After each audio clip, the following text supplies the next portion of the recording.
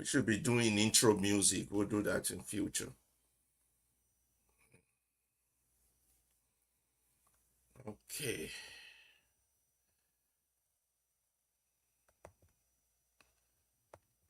Let me go live.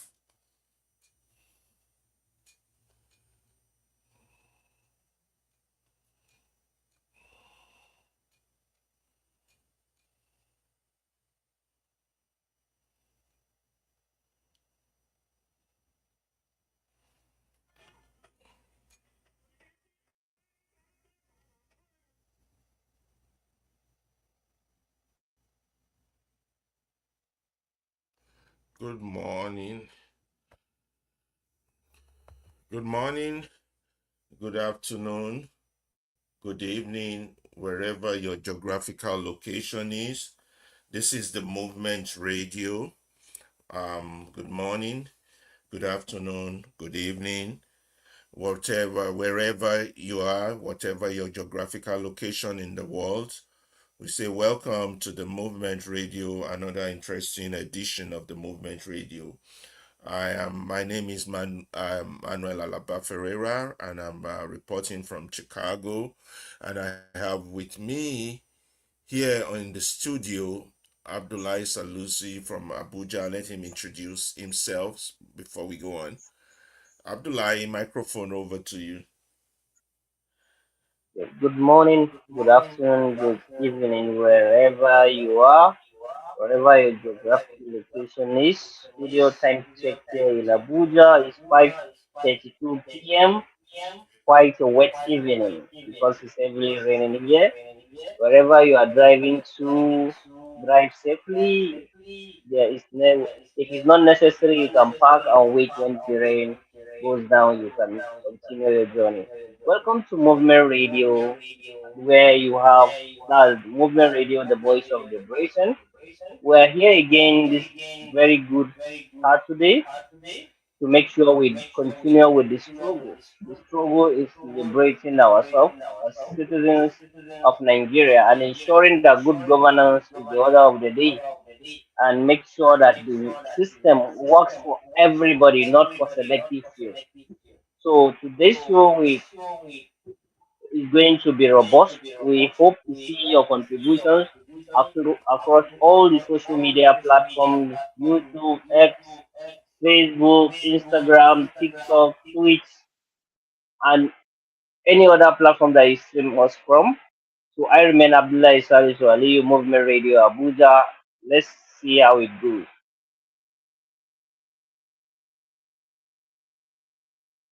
Back to To Movement Radio Chicago. Yeah, okay. I don't know if our correspondent in Lagos is ready to introduce himself. If he is, I'll Well, pass on the microphone to him. yeah, thank you so Ibukongoluwa. very much. Yeah. Thank you so very much. Well, we are here once again, beating all the odds to give our dedicated audience another fresh episode of great analysis on the issues of national interest, and we have brought another fresh edition, fresh article to us to examine together. Um, Highlighting our collective struggle and bringing to the fore the issues that should be at the front burner. We are very unique, as you must have noticed from our previous episodes. Our analysis is quite different from the regular, but here we are once again. I hope you are poised. Please tell someone to tell someone, share and like and comment. All channels of communications are open. Let us explore it and let's get going. You're welcome once again. I remain yours truly, Musai Bukonlua, Movement Radio, Lagos. Passing the mic back to you, sir.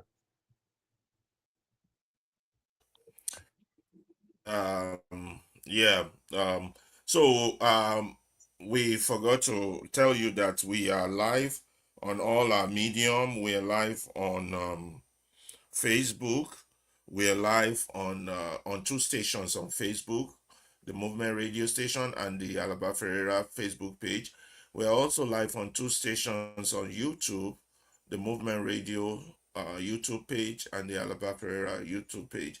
Also, we are live on X to as a medium, Labaferera and the movement radio, visual, and then we are setting up now as we speak the X on for our audio interaction, which is going to be set up is the movement radio that starts with an M. We are setting that up now as we speak. We are also live on TikTok, so you can join us also on TikTok, on the movement radio live, and also we are also live on Instagram, so you can join us from that location. And we're also live on Twitch.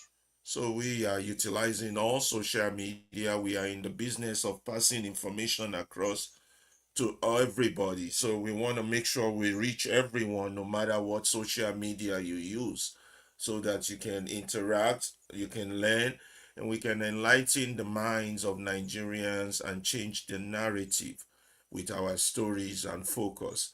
The movement radio is an alternative media source that tries to provide informative and educative materials to the minds of Africans, Nigerians in particular, for the liberation of our people. The liberation struggle is what we are battling. We have a pseudo democracy, which is not a real democracy, that is oppressing our people. And we're trying to motivate, encourage, enlighten the people so that they can take up their own cause and believe in themselves that a change can truly occur, that a change can happen. So Nigerian struggle, though mischaracterized as pro-democracy, it is not. It's a liberation one, but the only problem is that it's awaiting the conscious. A lot of our people are not conscious. Today's topic is also in relation to that, Nigeria's conscious and unconscious collaborators. That's the topic we are dealing with today. Uh, it's awaiting the conscious. So for people to be able to liberate themselves, first of all, they have to be conscious. And that's the part we believe we have a role to play. We believe also that Nigeria has been captured by the most rapacious class of evil men, the most satanic form of evil people, people who are, though black in skin, are not truly African or black. They are the weapons of neocolonialism, they are the weapons of colonialism, they are the new face of colonialism that has overshadowed Africa, and we are trying to make our people see them for what they truly are, the dangers that they pose to us. It's been a struggle since the inception of the country for us to struggle with our true nature, our true mission, and our purpose. We're hoping that our continuous enlightenment, education, information will get us to this desired level. Now, here, all opinions are allowed, but we would warn you that opinions are like assholes. Everyone, can you, Ibukun, can you hear me? Is the audio clear? Yes, yes, it's clear, Yeah, very clear. Yes. yeah, you seem to have a worried look on your face as if we're not getting through. That was why I was asking. We're doing good. Okay, okay. I just literally came from a 5 hour journey, so I'm still stressed. Okay. Yes. Okay, okay. I thought we're not getting through. You're signaling me that they can't hear me. So our opinions are all allowed, but however, some opinions we believe should not be mainstream because they are toxic to our people. And we will be the ones to point this out if you have such opinion. We're moving towards freedom. We're trying to change the Nigerian narrative. We are empowering minds. This is our purpose and mission. The movement radio is a medium for the liberation of the African mind. That is what we exist for. And within the Nigerian context, we here at the Movement Radio strongly believe that Nigeria only has three problems. The first one is our collective silence. The second one is the enemies within. These are our elites, our educated people. Most of them are enemies within. Most of them don't even know that they are enemies within. And the last problem we have are the ruiners, the ones we call big man in our local language, those who are still wearing the garment of segregation, the garment of apartheid, the garment of white supremacy, but yet they are black. You know, these are the enemies within, these are the ruiners. And they're in charge of the country now. They control virtually all aspects of the country, the judiciary, the academia, the press, the civil society union. They have infiltrated them. In fact, we like to compare the state the country is right now to what Germany was in 1933, 1934. Total control of one man, of a dictator, a very satanic dictator for that matter. So this is our purpose. This is who we are. This is why we're here. We have a lot of things line up for today's program, and but first we want to, before we start with our topic, our article, Nigerians conscious and unconscious collaborators, we want to share a video of positive, something positive from the continent, of our very strong young men working very hard in the economy that they should be working. I want to share this with you and portray the positive aspect of that, and how most of our young people are being diverted away from this positivity. So we're going to share that with you first, and then we will go then to our main article for the day. We have a lot of stuff to share with you, but let's first of all share this information with you regarding this young man.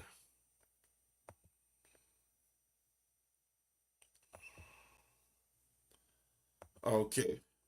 He's a young man who has gone Yeah, to we the are supposed farm. to remember so guys. Yeah, here we go again. Here we go again. Always steady to supply always, always. Wide awake and active.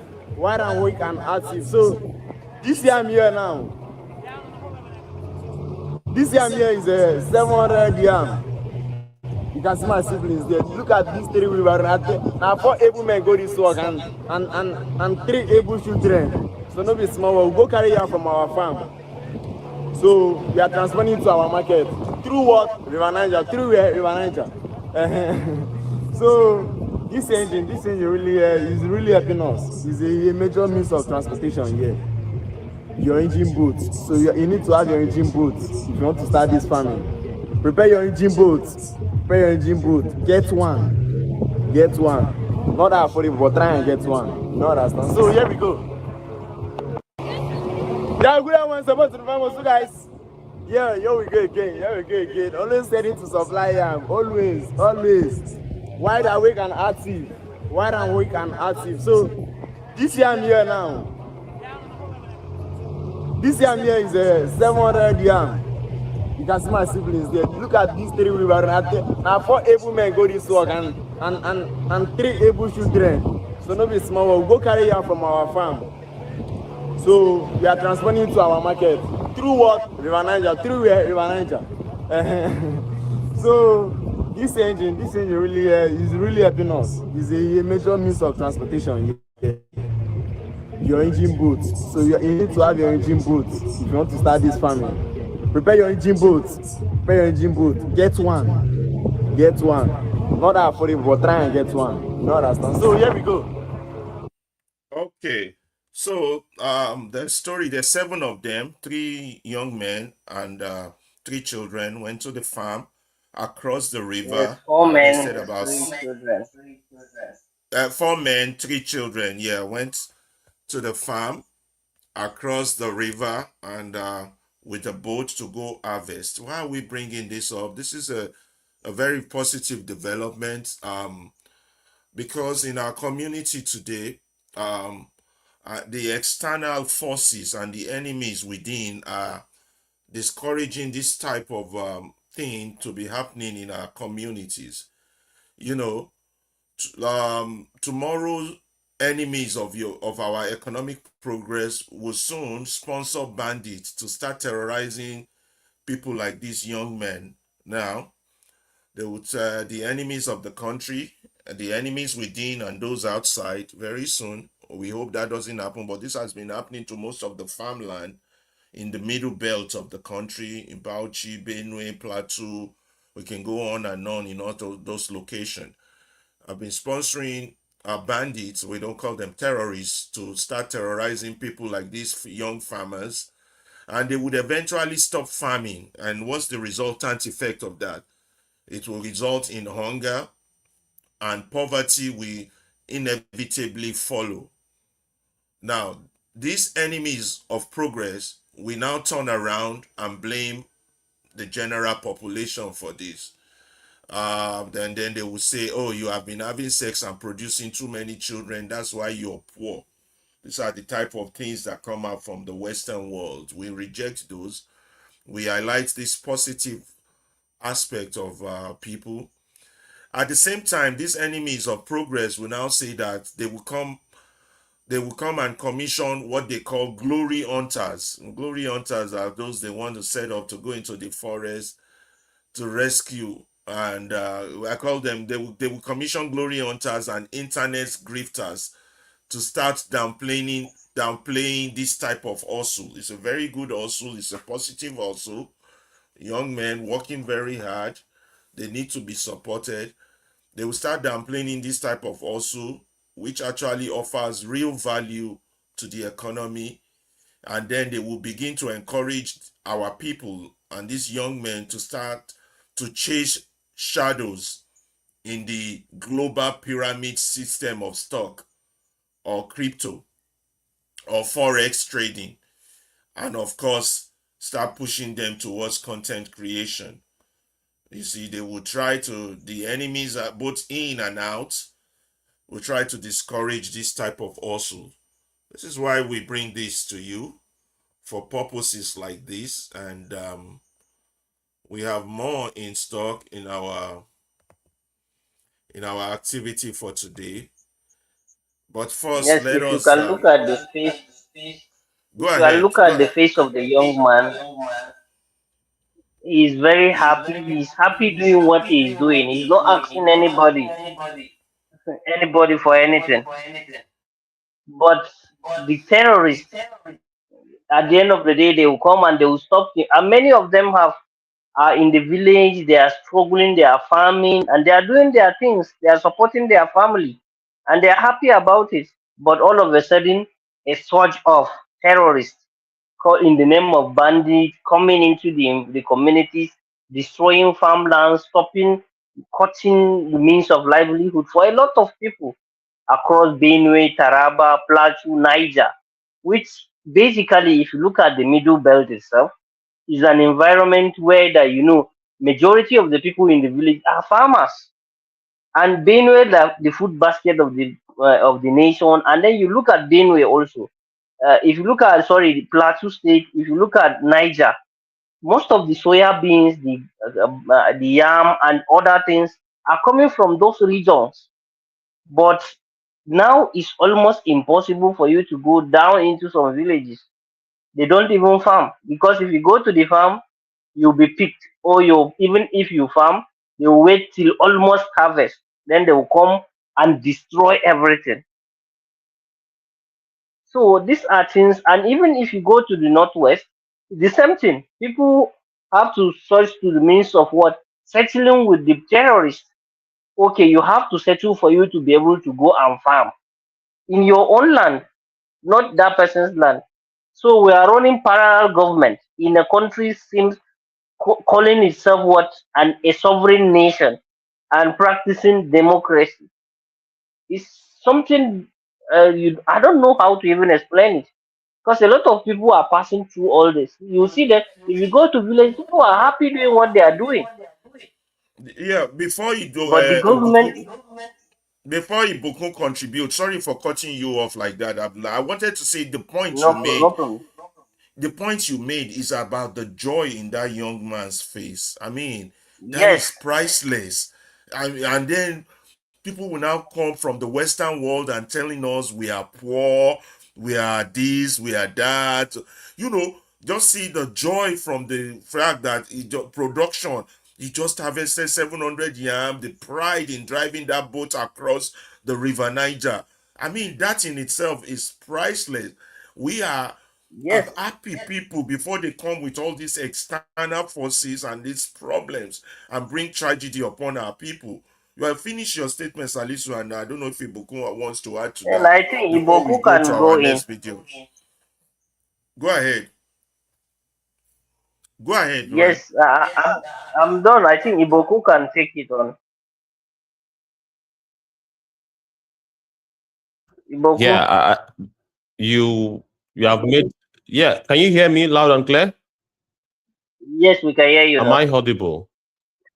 Yeah, Yes. the system is kind of tripping up and coming back. I don't know. Maybe that would be network. But I think would be fine if as we move forward towards the course of the conversation. But well, that video is quite a testament to what we are made of. All right, there is a particular song that we grew up with. They said, "Ìwé kíkọ́ láìsí ọkọ́ àti àdá."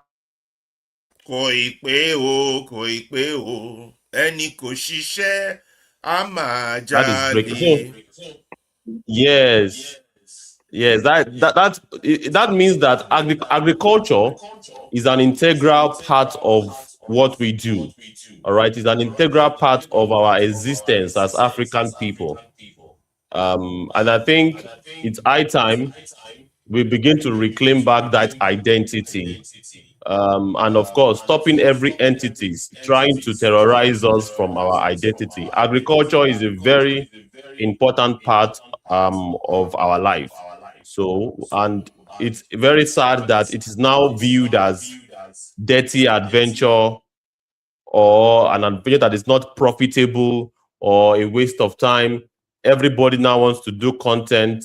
Everybody now wants to, get involved in, white collar jobs, so to speak. And these guys are even making more money. Farmers, I mean, they are making far more money than even some white collar jobs. So it's a dignified, work that people and government should indeed facilitate the participation of youths in agricultural adventures. It's just the addition of the fact that the commission of evils, the evildoers, the enemies within and outside, will start to commission glory, what they call glory hunters and internet grifters, as if those are profession, and then they start downplaying that type of farming also, which is the real also, and then and it's actually the one that will offer real value to our economy, and then they Mhm. start to make our children, our youth, our young people to chase shadows in the global pyramid system of stock or crypto or forest or content creation, like you mentioned. These are important points that we need to raise. Anyway, we should start moving on slowly. I don't know if you guys have any addition to that before we move to our next video. We'll do one more video before we go to the issue of we do one more video before we go to, what do you call it, um our topic Article. for the day. Yes, yes, before we go to our article for the day. Let's So go let to me the go. video. Okay, let's go straight to the video here. uh, While we are going to the video, let me yes. just make some commentary. Yeah. Agriculture is a multi-billion-dollar industry, and there's any serious country will pay attention to it and will make it mechanized. Look at one of the points that I held from that young man's video is that he's basically telling his audience that he's using a particular type of engine to power his boat, which is very, very expensive. And I believe, with proper government intervention, farmers will have access to funding that would make farming easier for them. They will have access to mechanized equipment. That look at how dirty, and this is one of the discouraging elements of farming for many young people. Right? They see farming as a very dirty endeavor, even when they know that it is quite profitable. But the aesthetics, the optics of the agriculture is kind of discouraging for them. They want the kind of work that they can do, that they can, put on a tie and, without getting their hands dirty, really. And of course, agriculture That's has Ibokun. metamorphosized. That's because they've been Yeah. brainwashed. That's why we're talking about this. The youth are being brainwashed to become grifters, internet warriors, and all this nonsense. Content creators going into forex, going into stock. A global pyramid that doesn't favor us. They've been taken from their roots to something that is, frivolous. That's not real. That's why we're showing it. It's not the youth's fault. That's why I started with the word enemies within and those outside. That drift the focus away from what is really important. Yeah, finish up so I can show this other Yes, video. absolutely. And that is why the movement radio is poised to change the narrative, to highlight these issues and bring to the fore the importance of intervention of serious government, to make agriculture sexy in quotes. Because when you have mechanized farming, youth would see prospect in it and they will identify with it. And food security is a big, big part of any government's agenda. Without food security, the country is in big mess. And of course, I don't think we don't want to be in a big mess. Our next video is on this fact that this is election time, and we've been seeing several videos of politicians, APC members bringing bundles and bundles of money out, newly printed money, and distributing it to buy votes.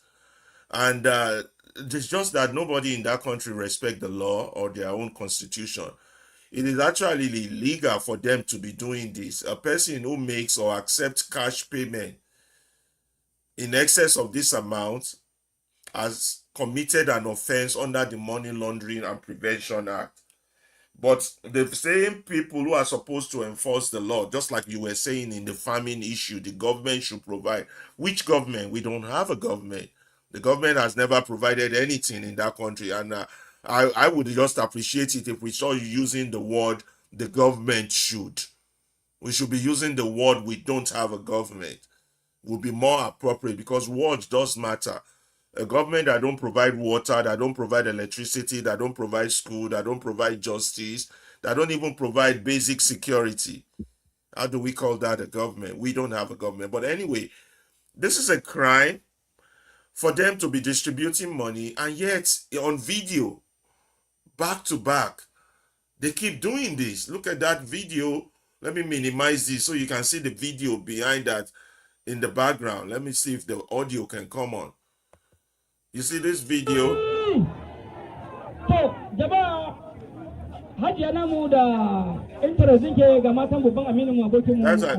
What's the logo of that party? Is that the APC? Look at that. Newly printed money. That's definitely a APC. It's APC. If you take even the design of the material. That's it. And that's clear violation of their own rule. And they're doing it. They're on camera. Anyway, one more video, guys, before we go to this. Before we go to our article for today. This is terrible. Look at them. Look at that.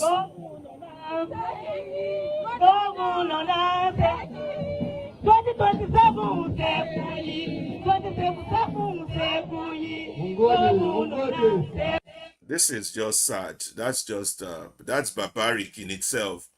on camera, clear violation of your own rules and regulation. Another video we want to show is this guy, and there's a rebuttal to this guy in its a very expensive suit tie. He went to the European Union to lay a complaint down, and we have a lot to say about this. That's him in his picture. The issue of President Tinubu alleged forgery of certificate and forfeiture of $460,000 to heroin trafficking, and is not going away soon. Here is Barrister Kalu, is a barrister submitting a petition to the European Commission in Brussels on this and Tinubu's threat to constitutional democracy.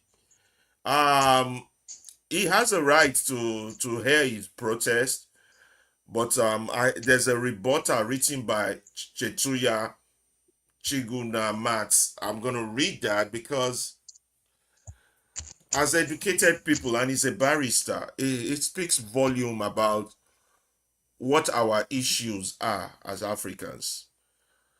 He's gone into the Europeans to come and rescue us, the same people that are responsible for our problem.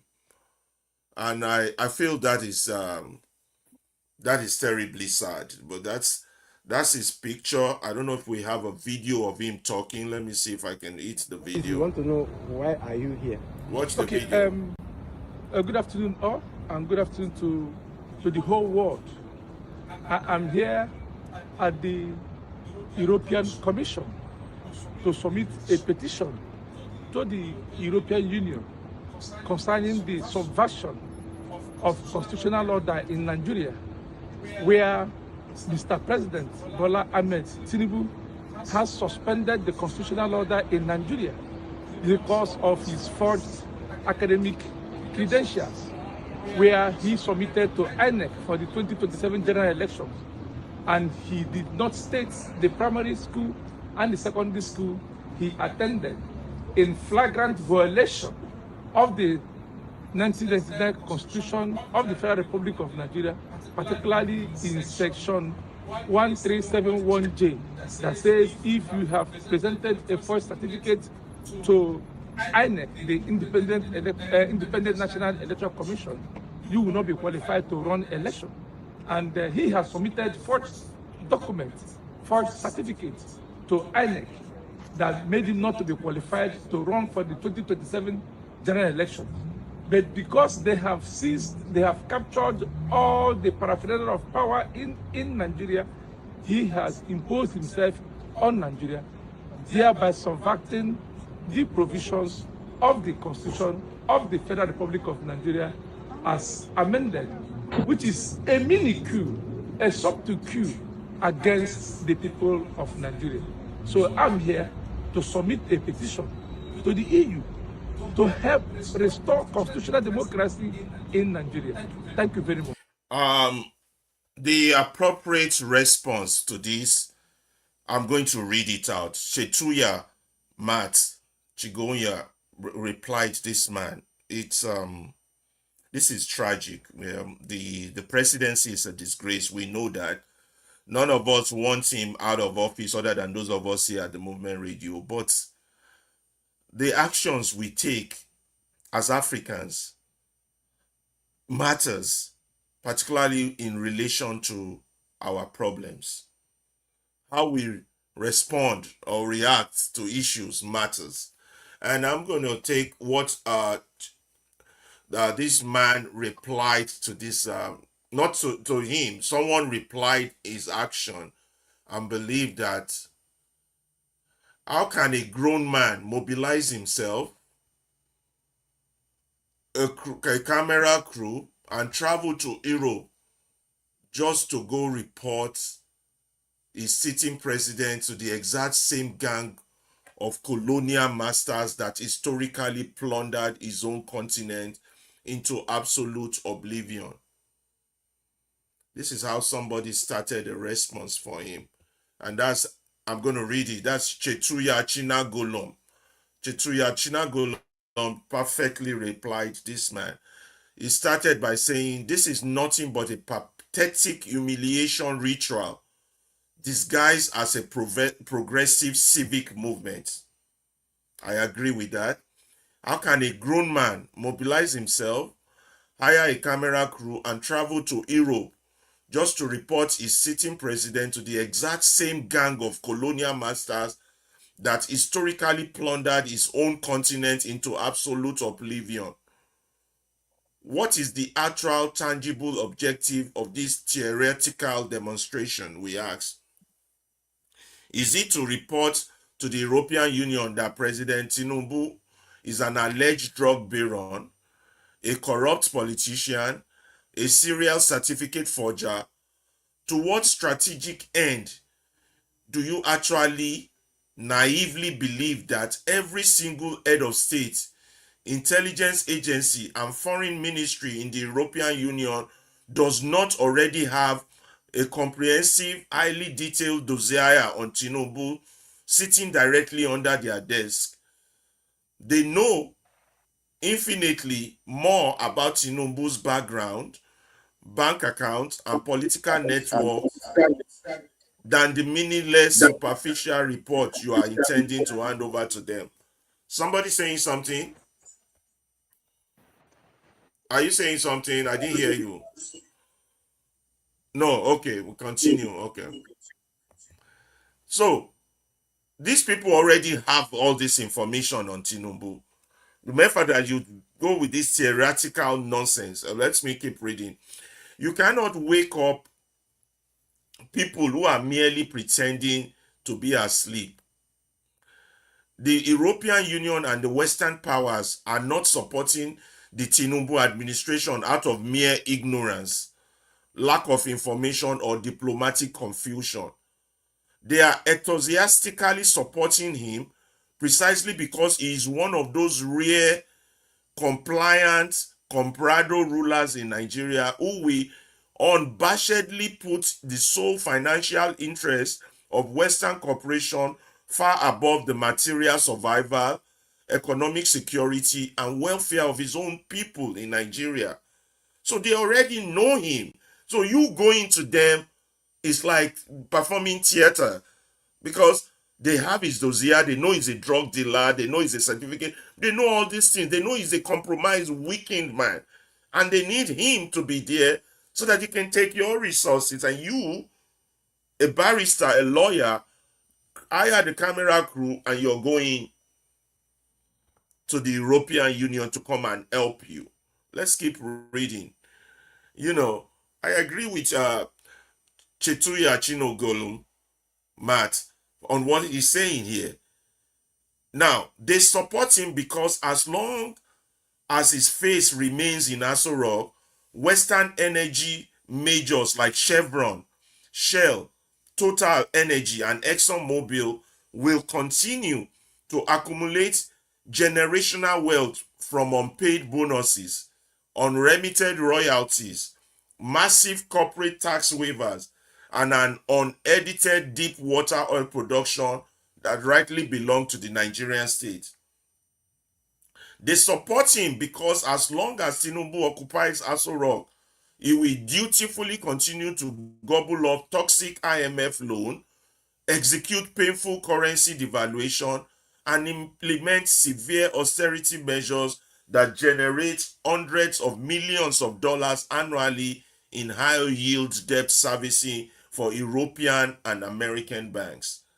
You, as a black African, wearing a suit and a tie to stand before the European Union headquarters to submit a petition against Bola Tinubu is tragic, glaring sign that you completely lack basic historical consciousness. That's a fact. And as the great revolutionary theories clearly warn, without historical consciousness, there can never be a genuine political consciousness. Because if you possess an ounce of political consciousness, you would immediately recognize that this exact same coalition of Western leaders and intelligence agency are the very same people who teamed up against Patrice Lumumba in the Congo. They organized his overthrow, arrested him, dragged him through the muddy streets of Katanga, and put him before a firing squad to assassinate him and literally dissolve his body in industrial acid. All because he dared to put the material interest, the mineral wealth, and national dignity of the Congolese people above the psychotic greed of Western corporate oligarchs. If you had any genuine dose of political consciousness, you would know that immediately after Lumumba was violently eliminated, the exact same Western leaders you are now begging to come and save Nigeria installed Mobutu Sese Seko in power. They continually funded, armed, and protected his kleptocratic government for over 30 years, from 1965 all the way through 1997, until Mobutu was finally uprooted from power during the First Congo War. During those 3 decades Mobutu ruled, the Congo lost over 67% of its real gross domestic product. Its infrastructure completely rotted, and Mobutu committed the most barbaric, horrifying crimes against humanity against his own citizens. Yet, he continued to enjoy uninterrupted military backing, financial loans, and diplomatic protection from the exact same group of Western leaders you are now dressing up in a suit and tie to go beg for salvation from. It is deeply shameful and embarrassing and painful watching self-proclaimed educated Africans who boast of working in world-class institutions continuously subject themselves to the humiliation of traveling to Western embassies, European secretariats, and United Nations offices to beg our historic oppressors for political salvation. This is happening at the exact historic moment when the rest of the global south is actively, happily decoupling from Western imperialism, dismantling dollar hegemony and building a multipolar world. Of course, this tragic behavior persists because we stubbornly refuse to study our own history. Until we deeply know our history and understand the mechanics of power, we will continue to crawl and lie helplessly at the altar of our colonizers to beg for salvation. Instead of organizing, building class consciousness, and uniting among ourselves to fight for our absolute freedom, dignity, and sovereignty. I like that article by Shetuga Chetuya Shinogolom Matt. He responded adequately to this barrister, this lawyer, educated. I mean, there's something wrong about. I told you the colonial education they gave us, the miseducation of the black man. Who wrote that book? I can't remember. Um, the miseducation of the black man. It just speaks volumes to this. Dress in suit, tie, goes back to your oppressor to beg them for salvation. You could have used the money to hire the cameraman and start mobilizing people on the grassroots, or set up a media house to educate your people, because we have to, I don't know how far we have to drum it into the heads of African educated elite that nobody is coming to save you, particularly those that are responsible for your problem. Why would you go to the European Union Secretariat to come beg them to come help you for your own political salvation? It sounds insane.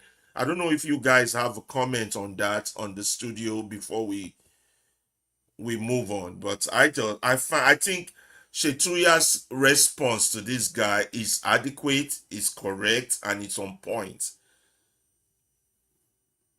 Go ahead, guys. Abdullahi and Ibukun, go ahead. Comments. Yes, to me, I think the response is perfect and is timely.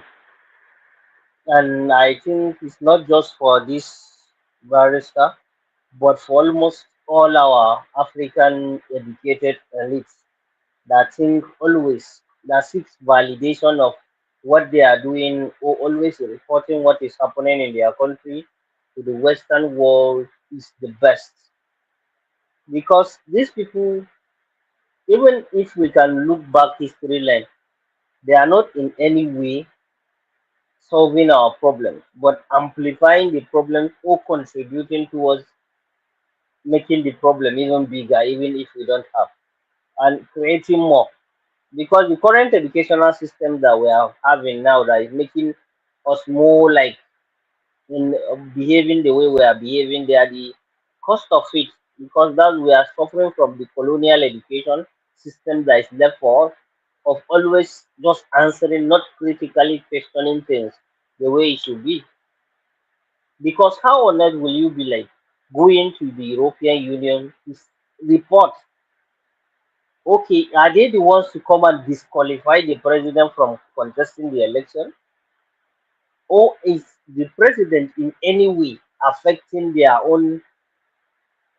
Nigeria is not part of European Union. Nigeria is part of there. Even if in same environment, even if there is any way to go and report, which is even is not even sensitive enough. Mobilize the people, educate the people, let them know that this is not right.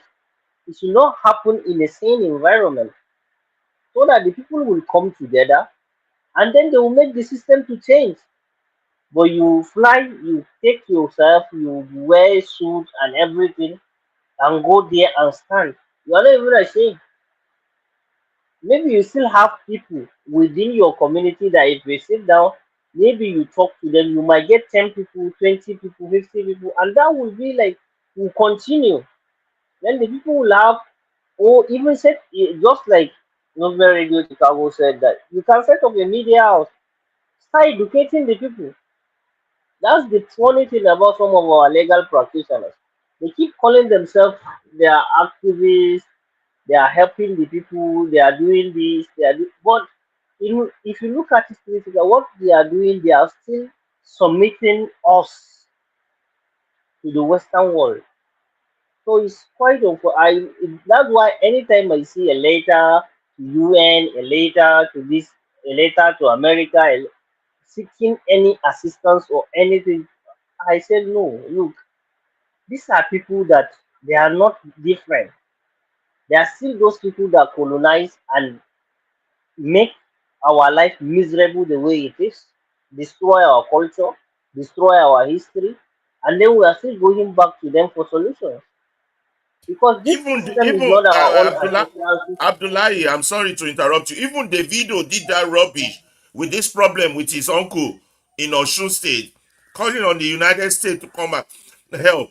With your star power, you're calling on you can mobilize your own people with your star power to solve your own problem. We are like children. No wonder they don't respect us. Our educated people keep acting like babies. No wonder nobody in the world respects us.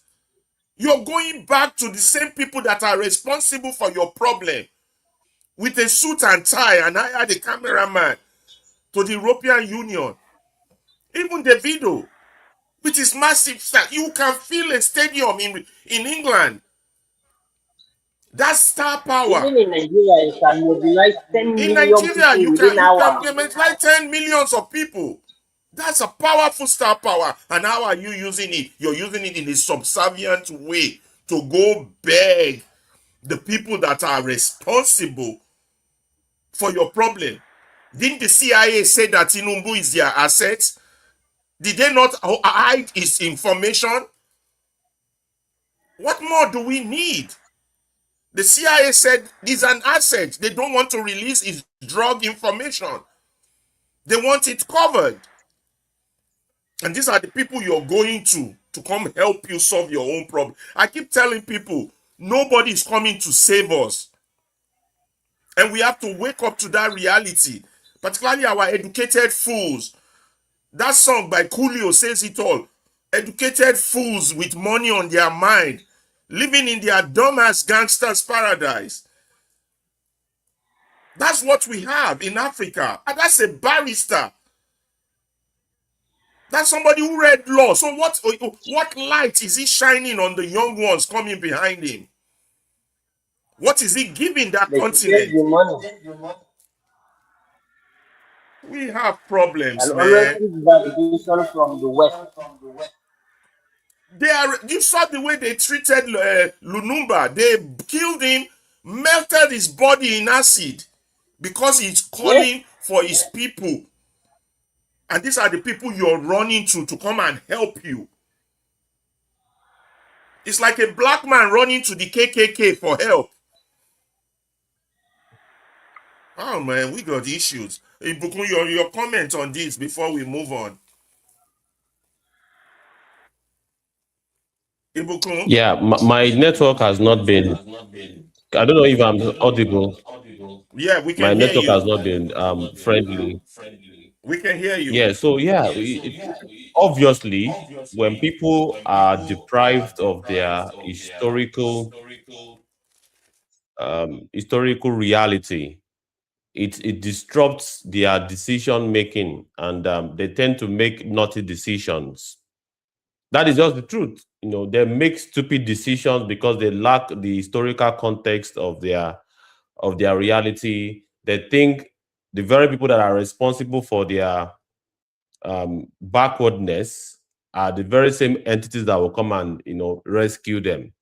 It's not going to happen. And when we talk about the Nigerian Revolution, people laugh at it that revolution is not the way to go now. It's just we are just being radical, extraordinary radical.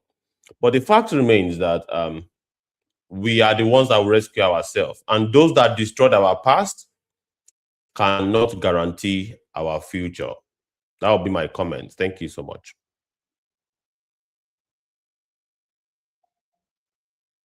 Uh, yeah, thank you very much for that. We have to just keep educating our people. It looks like we have to do more education for those that went to school than we have to do for those that didn't go to school. Because obviously, if a barista is responding to our problem like that, what hope do we have? This is a person who should take his law degree, file a lawsuit that Tinubu has forged certificate, just like Gani did against the military. Even though if the lawsuit is not going to yield anything, you use the weapon of your profession. You go to your village, you mobilize, you set up a media house, you criticize the journalists that are not in Nigeria that are not taking this up. You sue them. You use your law degree to do something positive. You're running to the European Union headquarters. You think they don't have Tinubu's file? They have it. They said it in court.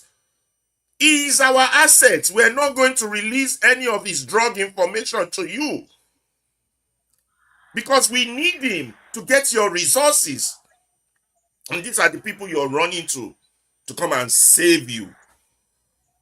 When are we going to get off this save me mentality? How do we get our people out of it? When are our people going to realize that they are strong enough to save themselves? Like a little child, even a baby will not cry this much. Save me, save me. Slave master, save me. Master, save me. Colonial master, save me. Nobody's coming to save us, man. We need to get that stuff into our skull. I don't care how long it takes us. We got to keep letting these ignorant people know nobody's coming to save you, man. Nobody.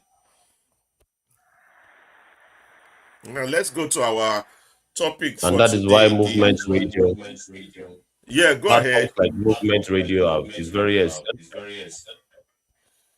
Yeah, because we got too many educated fools among us. I'm an educated fool with money on my mind. Keep standing most alive, living in gangsters paradise. Okay, now I'm going to read it, right? Or who is want to read it? and then you guys will do. My pigeon is pretty bad. That's why I'm always running away from the pigeon version. So should I read it, Really, Abdullahi, really. and then you guys do the breakdown? Yes, yes, yes. Okay. Kindly read it. Yes. Yeah, we are now go to our main topic for today, which is this. This is our main topic: complicity and conscience. Our topic for today is Nigerian conscious and unconscious collaborators. So let's start. This is written by one of us here, Abdullahi Salisu Aliyu. Abdullahi, thank you again very much for another thought-provoking piece for us to analyze and educate our people about. And the reckoning of the Nigerians' conscious and unconscious collaborators, and the reckoning every reader must now face. A nation does not collapse only under the weight of its rulers. It collapses under the weight of every citizen who knew better and said nothing. Every citizen who never had the chance to know and was used precisely because of that ignorance. Nigeria today is being run down by two armies of enemies. One that acts with full knowledge of the harm it does, and one that is marched into complicity without ever being told the battle it is fighting. This is not a piece to be read and admired. It is a summon to the media house, the classroom, the pulpit, the palace, the NGO office, the social media timeline, and the diaspora WhatsApp group alike. This is not a piece to be read and admired. It is a summon to the media house, the classroom, the pulpit, the palace, the NGO office, and the social media timeline and the diaspora WhatsApp group alike. By the last paragraph, every reader owes themselves one honest question: which enemy have I been? Two enemies, one broken country. The first enemy is conscious. This is the enemy with a university degree, a professional certificate, a title before or after their name. This is the columnist who knows the policy is theft dressed as reform, but writes the flattering headline anyway. This is the lawyer who knows a contract is a conduit for looted funds, but signs off on it for a fee. This is the accountant, the engineer, the permanent secretary, the broadcaster, the cleric with a theology degree, the professor who trains the next generation in how things are done here. This enemy is not deceived. This enemy calculates, chooses comfort over conscience. The second enemy is unconscious. This is the enemy without one.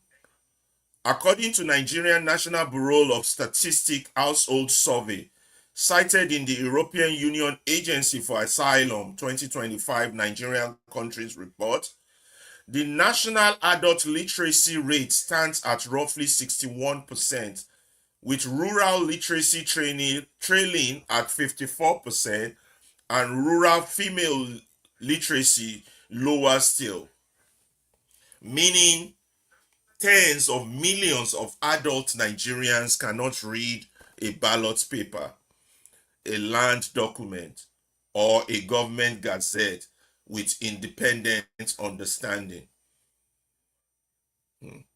Meaning, tens of millions of adult Nigerians cannot read a ballot paper, a land document, or a government gazette with independent understanding.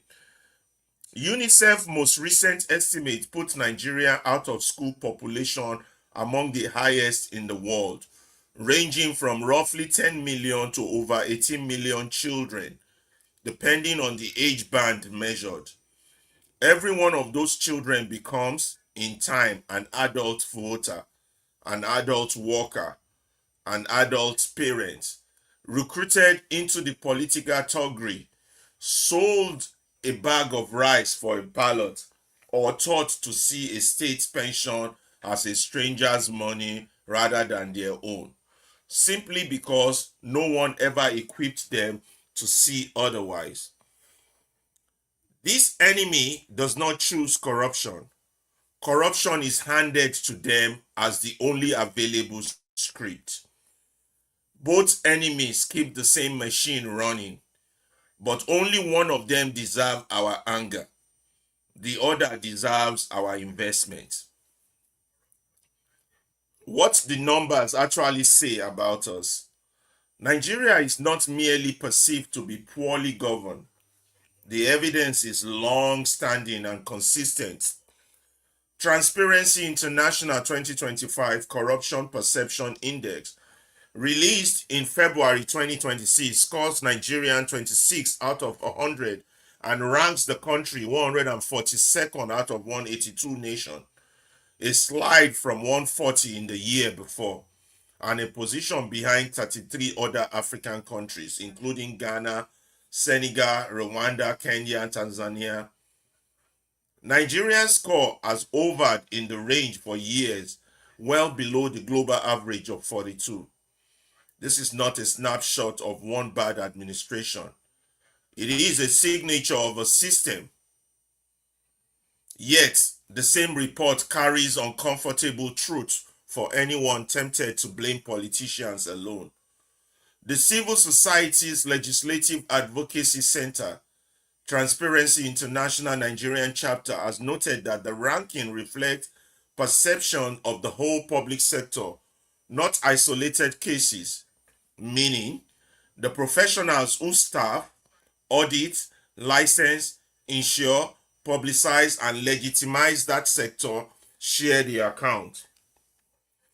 A budget is not looted by a governor alone. It is looted with the help of a banker who moves the money, an auditor who signs the book, a journalist who paid to look away, and a cleric who prays for the looter's long life in office. Corruption tolerated by silence is not a victimless transaction between elites. It is a debt collected from a child who never returned to school. And here is the paradox that should embarrass every credentialed Nigerian. Afrobarometer most recent Nigerian data shows that ordinary citizens trust religious leaders, roughly 6 in 10, and traditional leaders far more than they trust the presidency, at 27%, or the National Assembly at 19%. The unconscious enemy, the illiterate market woman, the unschooled Okada rider, often trust the right institution instinctively. It is frequently the conscious enemy sitting in the newsroom, the pulpit, the palace, or the professional chamber who betrays that trust for a contract, a chieftaincy title, or a seat on a government board. The media, custodian of memory or renters of silence.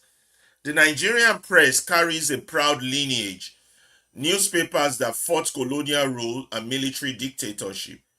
That lineage is being spent, not renewed. Wherever government advertising, brown envelopes, and proprietors' interests dictate coverage, and investigative desks are starved of funding, while sponsored content is amplified because scrutiny is expensive and access journalism is cheap. Media professionals, on-air personalities, and influencers alike must ask, does my platform explain the budget in language a trader can act on, or does it merely repeat the official press release?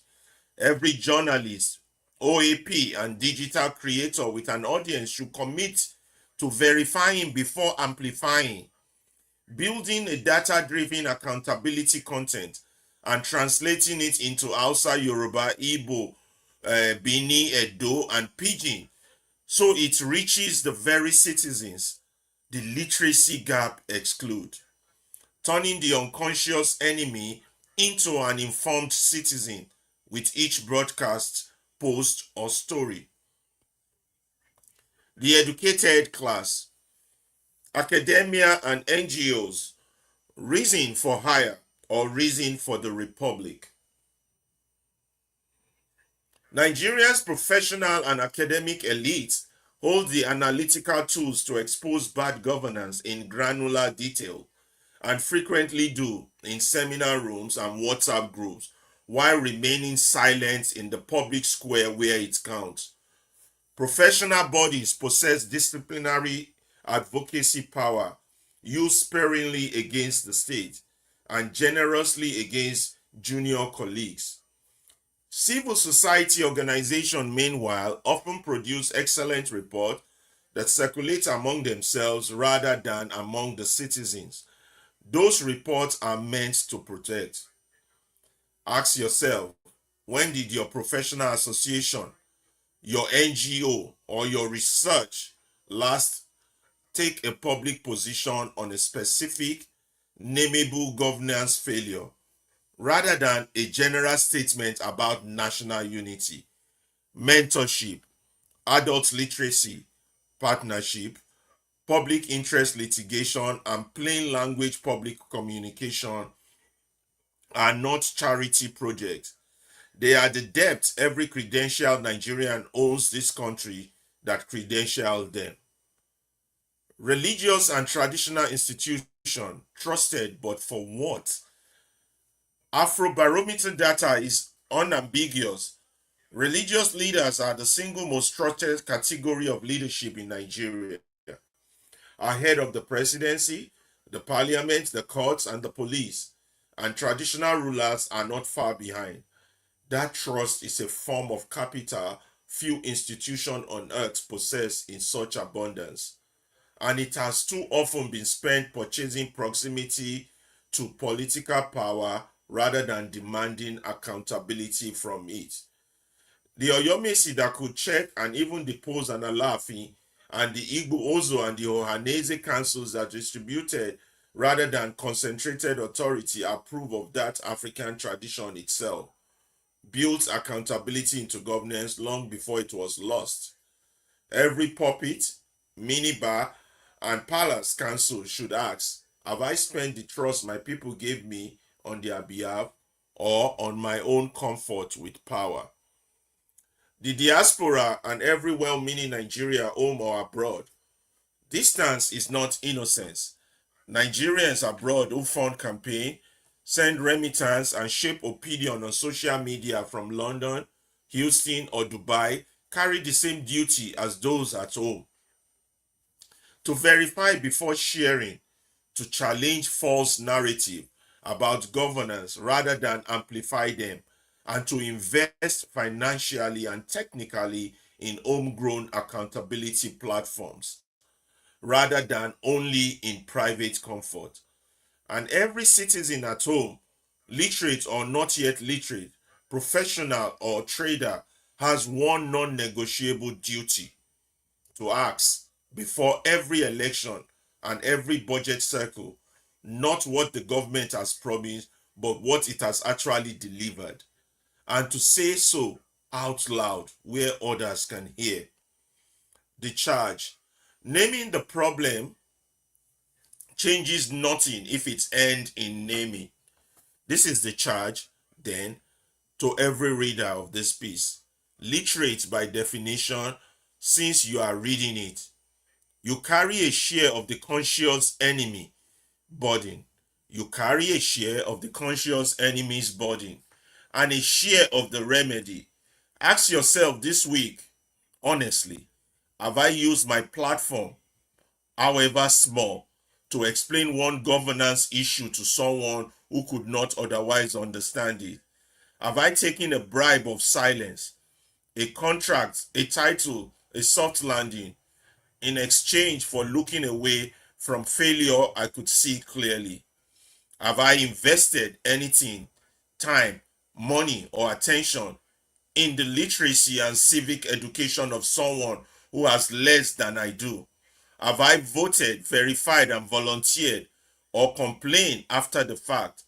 Nigeria's problem was never a shortage of intelligent people. It has never lacked engineers, philosophers, clerics, or elders capable of building a just society. The evidence exists in every century of its history, long before colonial contact reorganized governance around extraction. What it lacks, dangerously, is a critical mass of the educated who refuse to be conscious enemies, standing beside a critical mass of institutions willing to convert the unconscious into the informed. When the ledger of this era is finally opened, on which side of it will you have stood? That is not a rhetorical question. It is the only question this moment is actually asking. Answer it with your next action, not your next comment. Thank you very much, Abdullahi Salisu. This is very detailed and quite informing. We're going to now go to the mind map, and then both Ibukunlua and Abdullahi will break this down for us in in our people's language, pidgin English, which is not our people's language actually. Yoruba, Igbo, Hausa, Edo, Kalabari, and all those are people's language, not even pidgin, but it is what it is. We are where we are. Okay. Okay. Trying to make this thing big.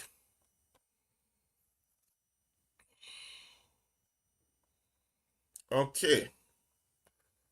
Who's gonna start among you guys? Oh God, what am I doing? Is it big enough, guys? Yes, it's clear enough from my own end. Okay. Okay, We, good. Mr. Abdullahi, will you go first? I think you should go first, please. Okay. Please bear with me. My network can mess up at any point in time. So at any point in time that I freeze or I disappear from the studio, just be on standby to proceed. Thank you. So yeah, complicity and conscience in Nigeria. How would they take do ourselves for Nigeria and talking about our conscience? All right, Naim, we won't talk about today in our article, and we believe say we are part of the problem for some sections of the problem. The other section also meets our conscience.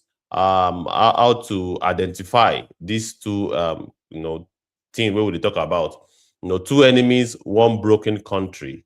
Two enemies, one broken country.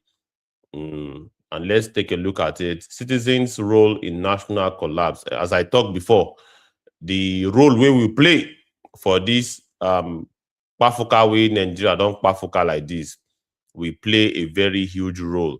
Blame yourself. Look in the mirror.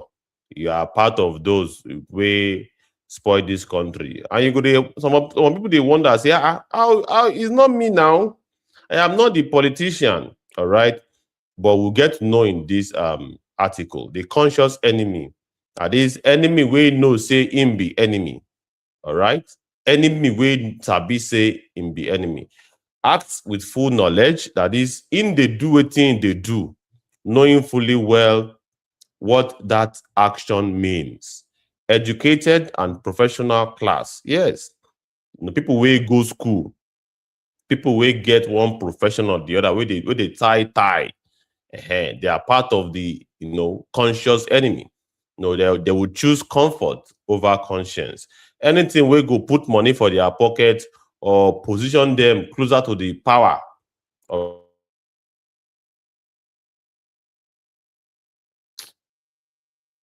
Okay, I think I am back. So chooses comfort over conscience, that they always choose their own convenience over their conscience. And there are examples of that, columnists writing flattering headlines. Yes, all the people they write newspaper, that they always write the newspaper in such a way where we say he no go fit paint the badness of the situation to the public.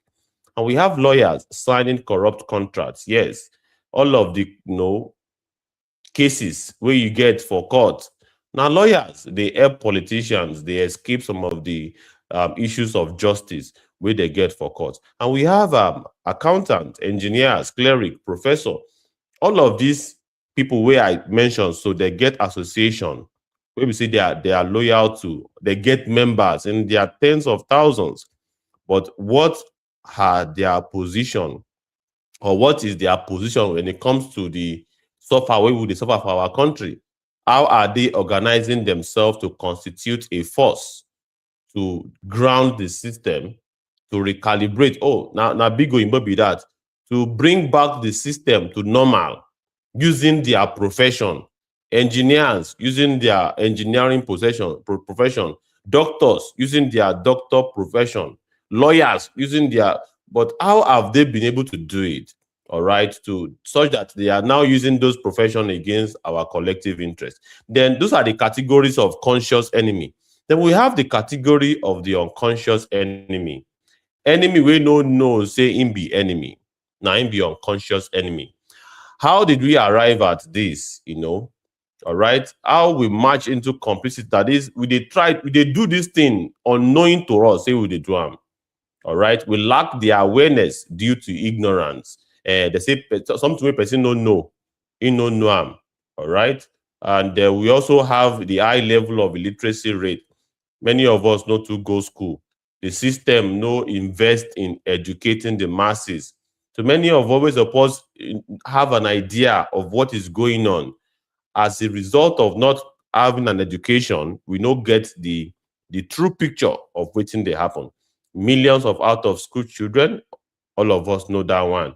A part of the validation say the system intentionally refuse to fund our education. And you have corruption. Yeah, how it is handed to them. Yes, they see corruption as normal. All right, that child wey be say they born am for environment where corruption na normal thing. Himself, when he grow up, he will grow up to see corruption as normal thing. All right, and we have examples, recruited into political thuggery. Yes, all of the agbiros where you dey see for Lagos, now the result of illiteracy, ignorance, and of course, how the system don't turn them to a tool of thuggery, a tool of terror to their political opponent. So this system, they use them, and they see how they take the snatch ballot box. Many of them for Osun State now, that they snatch ballot box, sold votes for rights. Yes, and many of them, they sell their votes. If they are not selling their votes, they go arrange people who go buy the votes for the politician. And this is serving one particular interest. It is serving the interest of the established bloc, where they in charge of our suffering. All right. And how, don't forget the topic, how would they take the do ourselves without us knowing, say, we wire ourselves koboko for body. All right. Thought to see state pensioners, strangers' money. Yes, many of the benefits which we suppose the benefit for government, these um mercenaries, that one na big oyinbo, people where they serve the interest of the politicians. They do all of those things, all right, to see benefit as entitlement that we are having. We don't suppose they have government all those kind of things, because not be our entitlement, which is not true. As a citizen of every country, you get entitlement. If you work for 30 years, you are entitled to a pension and a gratuity. That is normal thing all over the world. Numbers speak about governance. Yes, let's take a look at the numbers. We have poor governance evidence. Share you now see evidence of government for your area. Look around you. Look at your environment. All right. Look at it. Look at your schools. All right. Do you even have libraries in your streets? How many church dey your streets? How many libraries dey your streets? It tell you everything where you supposed to know about the systemic allowance to allow this, situation where we find ourselves to happen. Now plan work with this thing. All right, and you have to take note of it.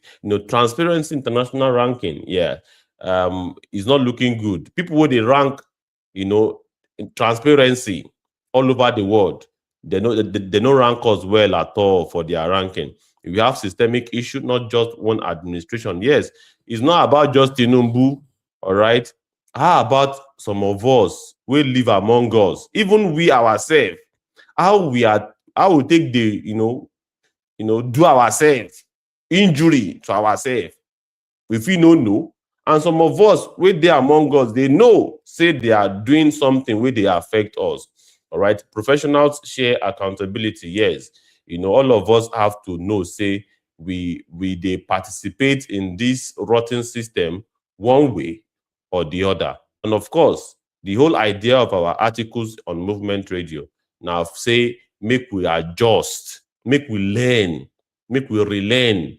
All right, make we empower our minds. Say, I dey do this thing, no, make I not do am again. All right, or I don't know this thing. I don't learn am today with that, and I go use them for my benefit. That is the whole essence of our articles. All right, trust and betrayal. You sabi wetin they call trust. All right, make you trust somebody. Say, this person I trust them, and make the person call go betray you. That is, go do wetin you no like or with dey in against your interest. Ordinary citizens trust religious traditional rulers. Yes, in fact, these ones are the major machineries of the system, of the parasitic system, the religious bodies and traditional rulers. That's your king for your local government, your baale, your traditional ruler. Hope the traditional ruler is not telling you to accept your faith or facilitating the continuation of this rotten system. Observe and well. Professionals betray trust for personal gain. Look at the professionals in your environment. You go get lawyer where they live for your street. You get doctors, you get engineer. Waiting be their position when you are when you talk with them on the street. Waiting be their response. Are they telling you to endure or they are telling you to resist? Now that time you go take no. Now from their mouth, waiting they talk. Now you go know whether or not they are conscious enemies or unconscious enemy. All right. And the paradox of educated elites. Yes, people wey go school, they suppose know better. But for our country, for Nigeria, it's like no be so it be. It can't be like say people wey go school safe, they can't dey act against our interests, which is not a good thing. All right, that is a paradox. It should not be. Education is a burden. Say you sabi wetin others no know, na privilege, and you suppose use am well as the responsible person. So the media's role, yeah, you sabi the media now, or your radio, your TV, your social media. All right, social media na for the one wey we dey for internet. The TV, you sabi TV now, or your NTA, or your channel television, or your MITV, AIT, the role that they are playing. Are they custodian of memory or renter of silence? Yes. Children, they do things well to remind you of our glorious days, or they are trying to make sure, say, you keep quiet. All right. Lineage of fighting oppression. Yes. We get, a very well documented history of resisting waiting no good. But wetin can happen to us wey be say we no come dey fight waiting no good again. Now because of our mass media. They always report better things, ignoring the thing where government no do well. They are doing it intentionally, make you no foresee how bad your system don't become. Compromised by government, advertising, brown envelopes. Yes, it get reason why they do like that. Now because government they rub their fingers and their pocket. Now they make them no fit talk through. My people they talk say agbalagba we don't collect dodo, wey im mouth no fit talk ododo. That is the elder don't collect bribe, no fit come talk truth again. Journalists wey suppose grill politician well make you extract the truth from them. No fit do that because they don't bribe am. Himself don't dey okay. So you can't speak oyinbo, they defend the government. You dey always know them for your radio stations and your TV stations. You know what they talk about. So we need to explain budget in simple language. Yes. Now the work of the media be that to make politicians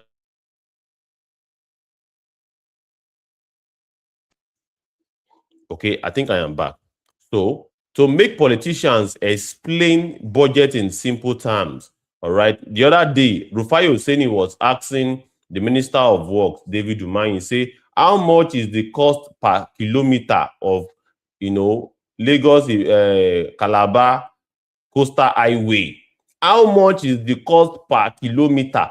That should not be a very hard thing to ask. But David Umahi, the Minister of Works, could not answer. And he claimed to be a professor of engineering. He claims to be an engineer.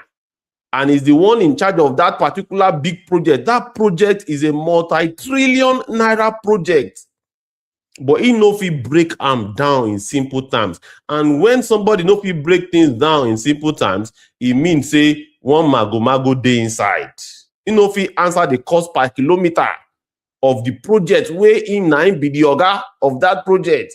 He tell you say mago dey. Now you dey see say that coastal road now, e don dey fall apart, e don dey get pothole, and they never even finish am. You see am? So verifying before amplifying. Yes, before you spread news, try the check am whether the thing dey true abi na lie. Data-driven accountability content. Yes, everything wey we dey talk, it has to be based on record. Wetin the record say about this. All right, then translating for wider reach. Make all of this record, make e dey for Hausa, make e dey for Igbo, make e dey for Yoruba, make e dey easier for us to understand, make e even dey for our lingua franca, our pidgin language, so that we go fit dey follow wetin government dey do bumper to bumper. Can I continue, or Mr. Abdullahi, would you take it up from there? Yes, let me continue. Okay. Okay, educated class, academia, and NGOs. So, as my brother has been saying, now him don't talk about the work of the media, how they should educate the people, make things easier, make the unconscious enemy understand wetin dey happen, so that they will be able to work. Now the NGOs, the academia, and the people wey go school, all those our teachers, professors, doctors wey dey universities, all those our people wey don go school, all those NGOs wey dey go around in the country, this is your responsibility. This is wetin you suppose do for the people, for those unconscious enemies, those ones wey they no know say dem be enemies. Hold analytical tools, but silence in public. All of them, all those papers wey you dey write, dey analyze policy, government policy, bring am out, but you dey do am, you dey circulate within your members, but bring am public, you no go do am.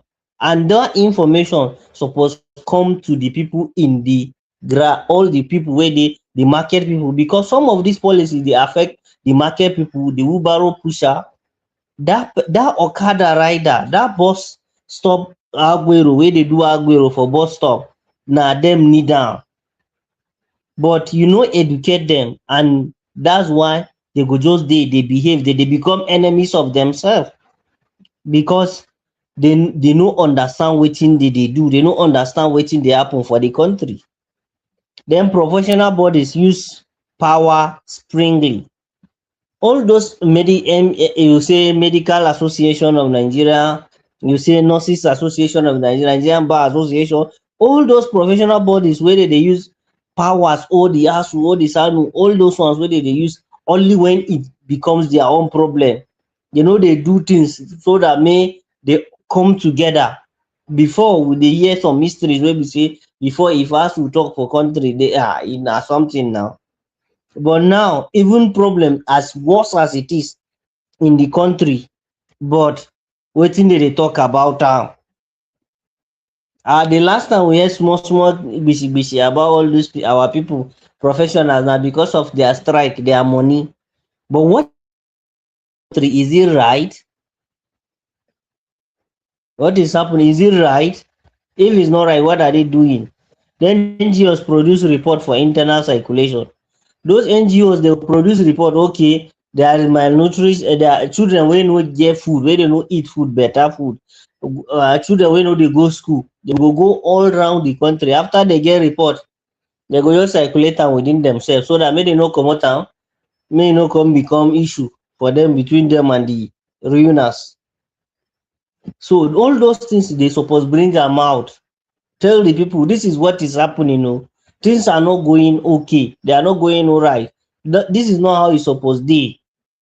Make dem bring am to the people, make the people know say the country is not okay, so that they will find solution together. That's how it should be.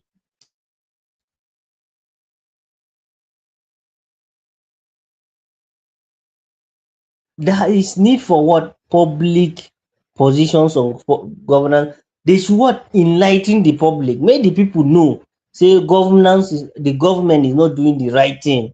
The people at the top, they are not doing the right thing. That person wey dey that place is not doing this is not how it should be. When they say this NGO is for accountability, let's educate the people, make the people work together. No be just for you to dey speak English, no be only for you to dey produce report. Make the people understand that way you dey explain, that report wey you dey gather, that question wey you dey ask them, wetin you go use am do. Debt owed,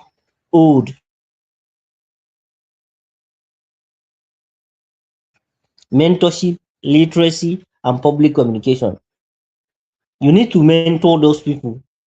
All those our people wey no go school, all those unconscious enemy, those NGO wey you be, wey you be, educated person wey you be, you suppose explain everything. You mentor these people here, you communicate to them in public. Go to, if you possible, carry your mic, go market, carry that your sound system, talk to them, tell them wetin dey happen.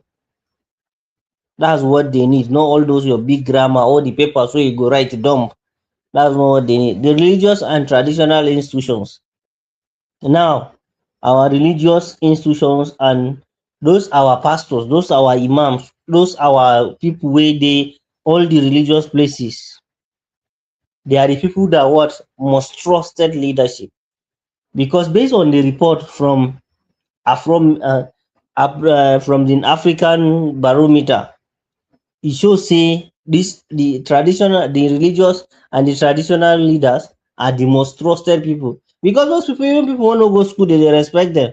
Na them they know. When they talk, they dobale, they answer, they say yes, they do am.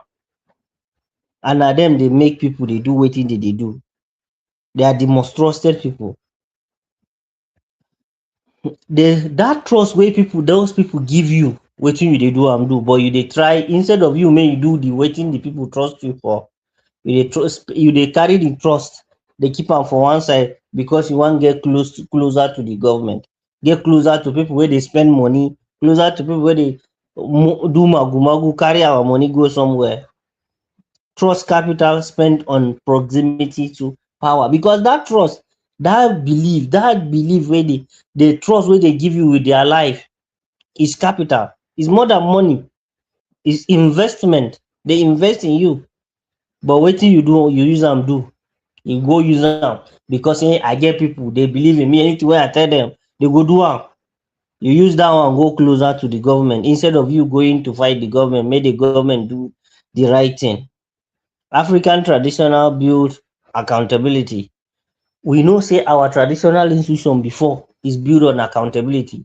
We have check and balances in all traditional institutions. Is it the Oyo Empire? Is it the Igbo traditional system? Is it the Northern traditional? We all have, but now it's no more. They need to spend trust on the people's behalf. So the traditional institution, the religious institution, to what? That trust where you get, that way people don't give you, give it back to the people in the way it should be. Fight for the people. That's what we need. Then our people wey don't fly go abroad. My brother, my sister, wey dey abroad, wey dey China, e dey Dubai, e dey America, e dey London. This is your own. You too, you are not you are enemy within. You are also an enemy. Either conscious, you are even conscious because you get way where you don't fly abroad. Distance is not inconvenience. Because you far, that doesn't mean say you cannot do anything. As you far you can do something, you can do it. Your work wey you suppose do, you what, you verify in any information. Anything wey government dey do, if you no suppose be tell say no be like dat e should be. Challenge the narrative. Anything wey come wey no dey tell you this is how it's done in America, this is how it's done in, no, you dey there, you know how things should be. Challenge the government. Invest in homegrown accountability. So as you dey like dat, pipu wey dey do accountability work, invest in dem. If you no fit do am yourself, invest in pipu wey go fit do am. Even pipu here or there, den citizen duty. Do your citizen duty. As a citizen of Nigeria, even as you dey outside Nigeria, is your own responsibility. Ask the government for account. Always ask government to deliver. Make the government do the right work wey e suppose do. Always ask the government to do wetin e suppose do. Den the charge to every reader. This is the work. Anybody wey fit read this is wetin we dey ask you to do. Den share of conscious enemies, burden and remedy. Den ask yourself, what did you do? What are you contributing in? Wetin you don contribute inside this matter? Are you doing the right thing, or you too you are doing the wrong thing? If you are doing the wrong thing, amend. If you are doing the right thing, continue. Ask yourself which part you play in this thing wey dey happen to us as a country. If you are doing the wrong thing, from today change. Den honest self reflection. So these are the things wey you suppose do. These are the honest, from your mind, from your heart. Reflect on this. Check yourself on these things wey now I go mention. Use platform to explain governance. Did you wey you be con ten t creator, you wey you get platform, wey you get pipu wey dey follow you, wey pipu wey dey lis ten to you, did you use that place to explain how leadership, how governance should be? Or you too dey keep quiet because you dey expect something go drop for you? Did you accept bribe of silence? Did anybody give you money then you keep quiet? Or did they give you any contract you keep quiet? Or you collect anything you keep quiet? Ask yourself this honest question. Invest in literacy and education. Have you ever invest? Did you use your money, that one kobo, that one naira wey you dey use, do you ever use to educate people or explain any civic responsibility of either the government or the citizen? Whether the government or wetin the government suppose do or wetin the citizen suppose do. Did you ever use your one kobo do am? Did you ever do am? Even if you no use your money, did you do it yourself? Ask yourself. Did you voted and verify and volunteer? Did you ever voted for anything good? Or did you verify anything wey you suppose verify? Check whether na true or no be true. And did you volunteer in doing things wey suppose move the community or the country right? Nigeria lacks critical mass of education, refusing to be conscious enemy. So Nigeria, no be say we no get educated people, we no get bright people, but we get what? We lack people wey get critical thinking. All those are educated people wey no get critical thinking, not to be conscious enemy, wey dey no go dey do things wey go keep the system wey dey bad to all of us. We get people wey educated, but their education we no get people wey get that conscience, that mindset, that critical thinking. We may question this thing, more tell this thing, they may talk am the way it is, more talk this thing the way it should be. It may not just be like say we will go just the benefit and most of the people go dey suffer. This system is not working. Even if e mean say the money wey I dey get, e go stop, may e stop, but I go talk the truth, I go talk the way it should be. The need for institution to convert unconscious to inform. So we still need that institution, that just like the way movement radio they do, they try talk to people, they try tell people. So we need that institution wey go what, wey go explain things. All those people wey dey unconscious, that road mechanic, that wheelbarrow pusher, that market woman, that okada man, that farmer wey dey village, wan explain we need that institution wey go help explain everything to am. So the only question, those are the question wey we get for you, for anybody wey dey lis ten to us, and anybody wey dey anywhere. Which side of the ledger will you stand? Which side of the ledger will you stand? A conscious enemy that wanted to change the country, that you want to change from that conscious enemy to a better enemy, to conscious enemy that what, that think critically and make fix for the system, or you too you want just maintain the system? Answer this with what? Action, not comment. But now now on this show on Movement Radio, we want your comment, your opinion, your voice. Either you drop the comment or you pick the mic on the X audio platform. We want to hear your opinion. Which side of the ledger are you? Which side of the ledger will you stand? A ledger, a side of what? Liberating the country, fixing the system, or you too you want the system to maintain itself. So thank you. Yeah, thank you very much, Abdullahi. That was very detailed. So the question, the final question there is that as a Nigerian, which side, which one are you of all these people we have described? Are you a conscious Nigerian that is perpetuating the system? Or are you an unconscious Nigeria that is also a collaborator? And we want you to give an answer, not just comment on our comment page. You can comment if you want, but we need better answers than that. We want you to comment with your action. What are you doing today that you will change tomorrow? Or what are you doing today that you will not do tomorrow? Or what are you doing today that you will do better tomorrow? For you to have a good country, nobody is coming to save you. Can wear tie, go European nation, go US Congress, they're not coming to save you. They're busy saving themselves. It is your responsibility to save yourself. And those of you who your world is covered of greed, wake up and see the damage you're creating for yourself and your children and the ones yet unborn. You are at the bottom of the food chain, even though God has blessed you with milk and honey. These are questions each Nigerian has to answer.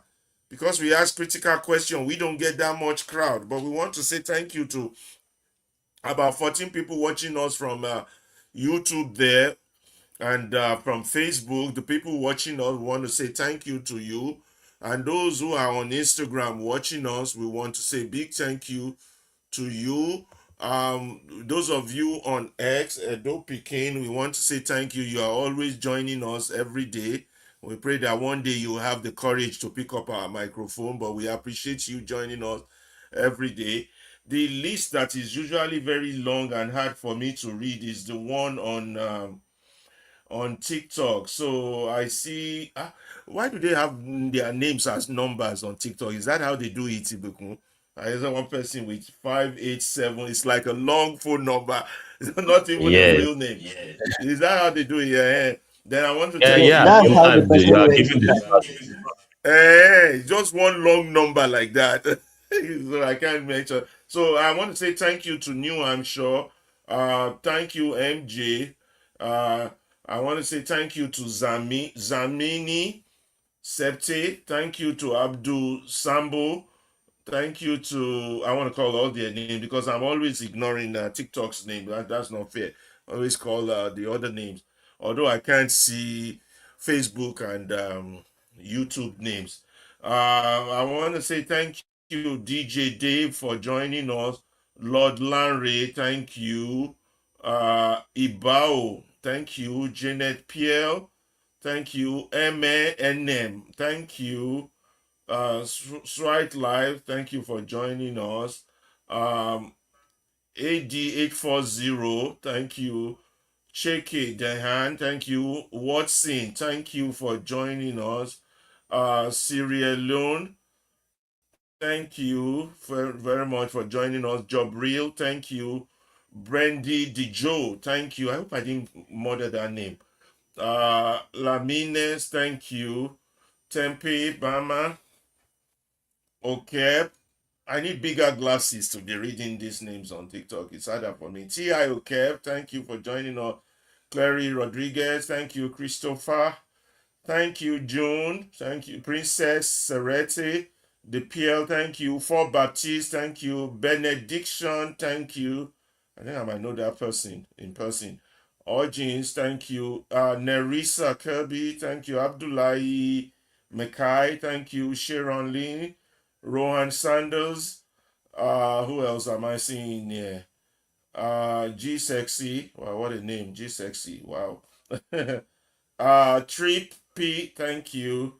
Ahmed, thank you. Danny, Fanta, Amina, thank you all of you. Fanta, thank you. Amina, thank you. Number 6, thank you. Fashwa, thank you. Anika Kapere, thank you. Who else is this?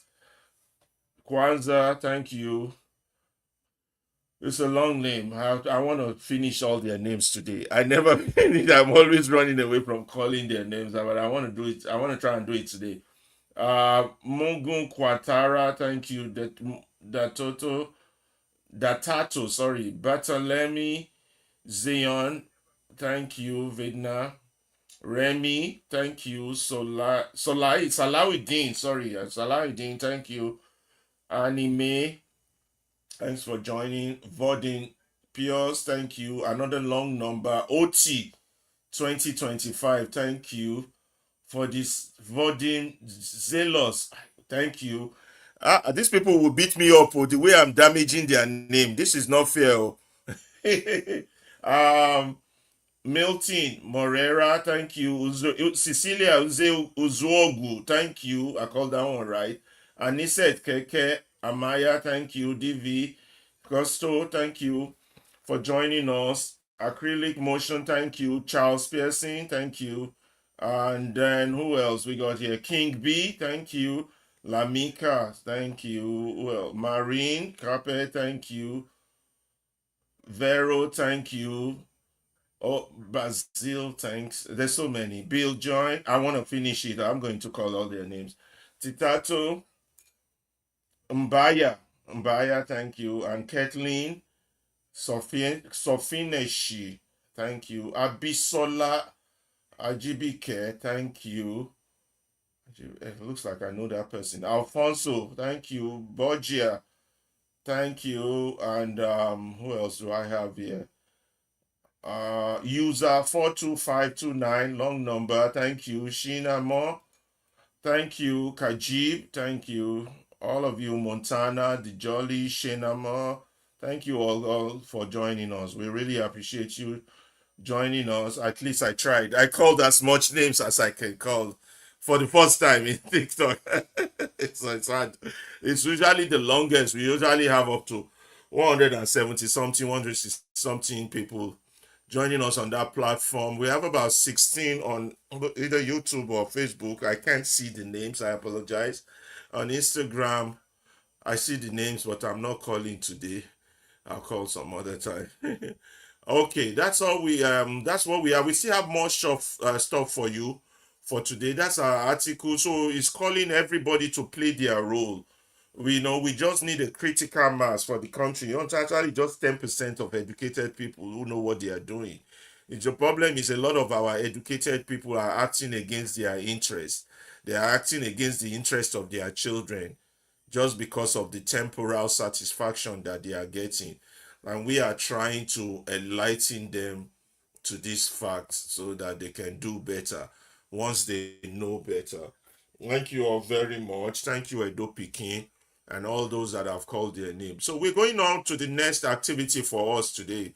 Um, there's a thing this lady is trying to explain regarding having been freed and still you not freeing yourself. Fella has this in his song. You have been a slave long before, but they have released you now, but you still have not released yourself. So she uses the Israelites in Egypt parody to explain how to change the slave mentality, and gave some biblical reason how the generation of Israelite that left Egypt all have to die out in the desert, because even though they left Egypt, Egypt did not leave them. And so maybe that's part of the Nigerian story. Maybe the 66 boys all have to die out because they have held the country in hostage before we can move forward. Maybe all this generation, including my generation, would have to die out, and a new generation will spring up to see the light and fix that country. We don't know, but we are not going to stop doing what we are doing. We are going to share this video with you and then wait upon your comments regarding this. Let's do that right away. Okay. Let's make it bigger. They had more evidence of divine provision. Let me take you into one of the most profound and unsettling stories in all of Scripture.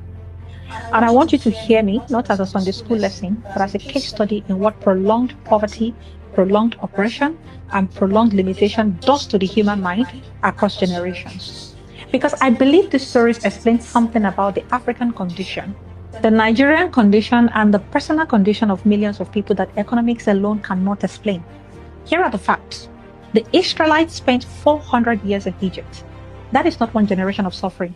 That is approximately 16 to 20 generations of people who were born into slavery, lived in slavery, raised children in slavery, and died in slavery.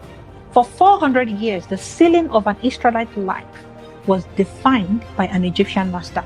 Then Moses came and God moved, and the Red Sea parted, and the most powerful army in the ancient world drowned behind them. They were free, completely and miraculously, undeniably free. And within 3 days of that freedom, they were complaining about water. Within weeks, they were saying at least in Egypt we had food. Within months, they had built a golden calf because Moses took long on the mountain and they needed something familiar to worship. Within 2 years of leaving Egypt, the majority of them had decided they wanted to go back to slavery. And I need you to sit with that for a moment. These were people who had just witnessed 10 plagues, who had walked through the parted sea, who were being fed daily by bread that fell from the sky. They had more evidence of divine provision than perhaps any people in history, and they still wanted Egypt. Not because Egypt was good to them, but because Egypt was familiar. And 400 years of familiarity had done something to their imagination that miracles alone could not immediately undo.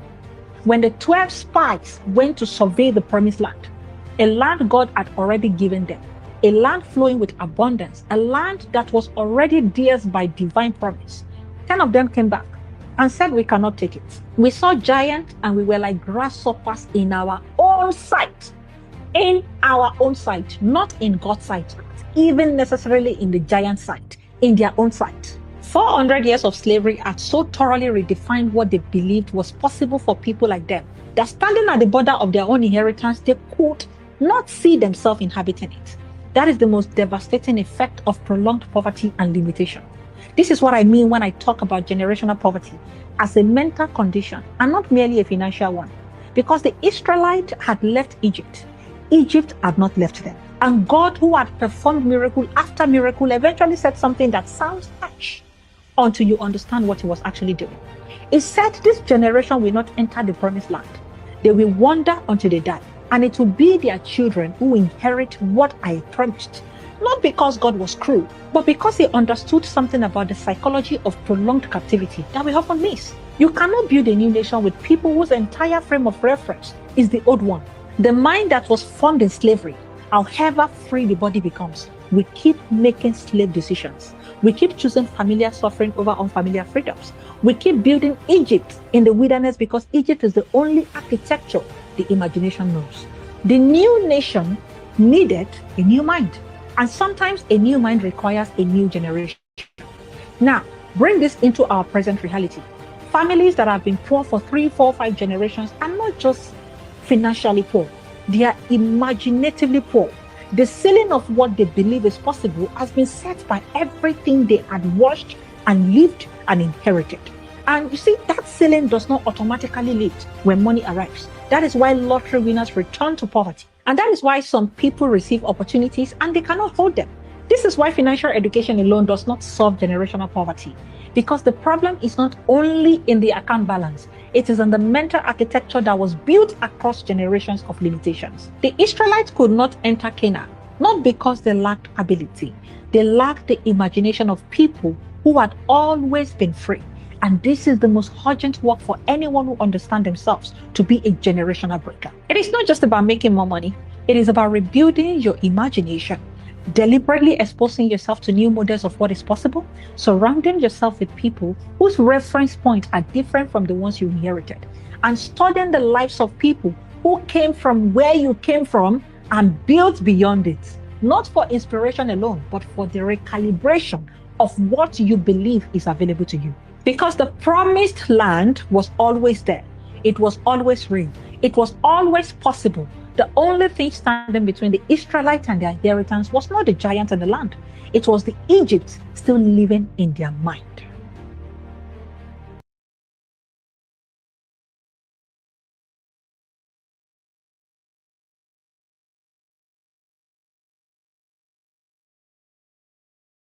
Yeah, that's exactly the same thing that lady, uh, Noberema Beba Farida, said in our paper. You know, because of we have been turned into zombies. We cannot think of a possible political emancipation alternative. We don't believe as an alternative exists. That's why you hear educated people foolishly come and say, oh, you can't remove Tinubu. You can't because you cannot imagine, because you've been suppressed for generations, for so long. You cannot conceive an alternative. And that's that part of the struggle of the mind being captured. When the mind is captured, and that's the same thing she was saying, using a religious perspective or a biblical perspective to it. But the same thing in that paper, the African mind has been have been zombified. We've been turned into zombies, state of coma, through the media, through the colonial education, through parental influence, through the duty of obedience for survival, and through religion. Those five aspects is what Noberema talked about in our paper. And unless we break free from those angles, it's the mind, it's the battle of the mind, and you see it currently in everywhere. Our people would rather go for entertainment rather than come for education. You understand? Come for liberation. It is what it is. But I don't know if you guys have any comment. That is all I have on my end here. I don't know what you guys have. We've been on for almost 2 hours. I don't know if we are doing another article or we're taking a break, but I get to hear your comment on that last video, and then we'll take it from there. Go ahead, guys. Well, well, thank you so much. My own perspective to this is quite humbling. All right. It's from two sides of viewpoint or standpoint. It's very, very easier to blame our people for their slave mentality or their zombified mind. And well, with the historical context in full display, if you are to have a panoramic view of the situation, you understand why our people behave the way they behave. When you have been held captive for a long time. Okay, you can imagine being held captive, slavery era. Then you have a colonial era. All right. Then the colonial masters handed over to their puppets. In fact, the colonial masters left, but their representatives still, keep the ball rolling on their behalf. So our people have been through a lot. The African people have been through a lot. And it would take so much effort to re engineer their mindset that even the educated ones still have this slave mindset. Tells you all you need to know that, man, they did us dirty, big time. These guys, they did their assignment well, such that even the cream of the crop of our society, those that we can assume that they went through some level of education, that education is still not sufficient enough to position them largely. Of course, we have some exceptions here and there that are able to, think beyond their colonial education. They are able to, rise above their indoctrinated mind. They have been able to rise above their zombified, the collective zombified or so.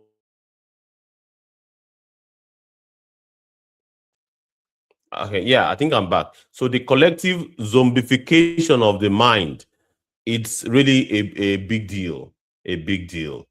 And they invest so much in this, and they are still very much investing in it. I think I asked a question during the course of my breakdown in Pidgin English when we were taking a look at the mind map of that article, that every Nigerian street has at least two churches or two mosques, every Nigerian street.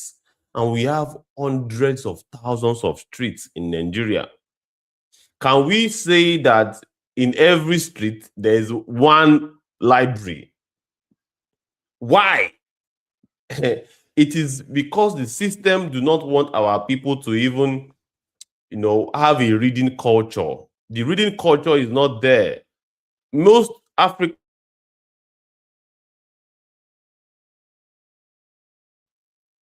yeah, I think I'm back.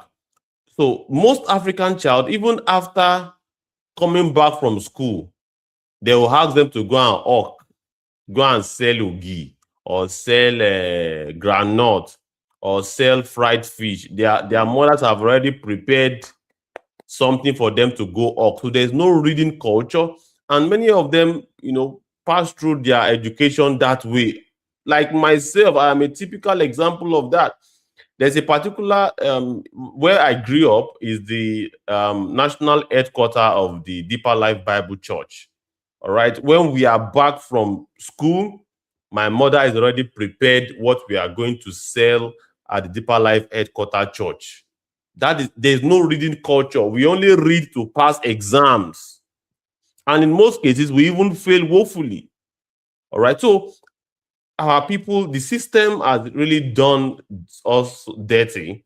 They have, they have indeed allowed entities that would further sink our people into that zombified mindset, enough, room to thrive.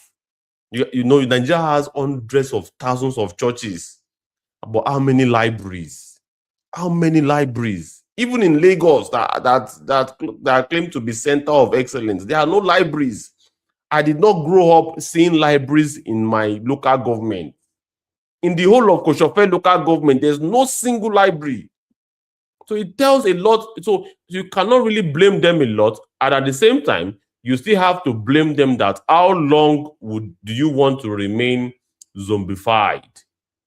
When are you going to emancipate yourself? Because at the end of the day, it is not, no, you are the one that would do the job, just like addiction.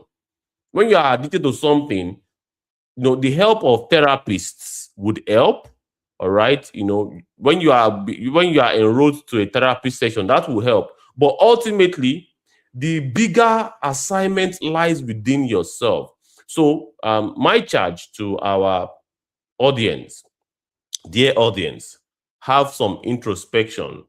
Ask yourself if you are guilty of this, and if you are not guilty of it, how can you facilitate and support this educational work to dezombify our.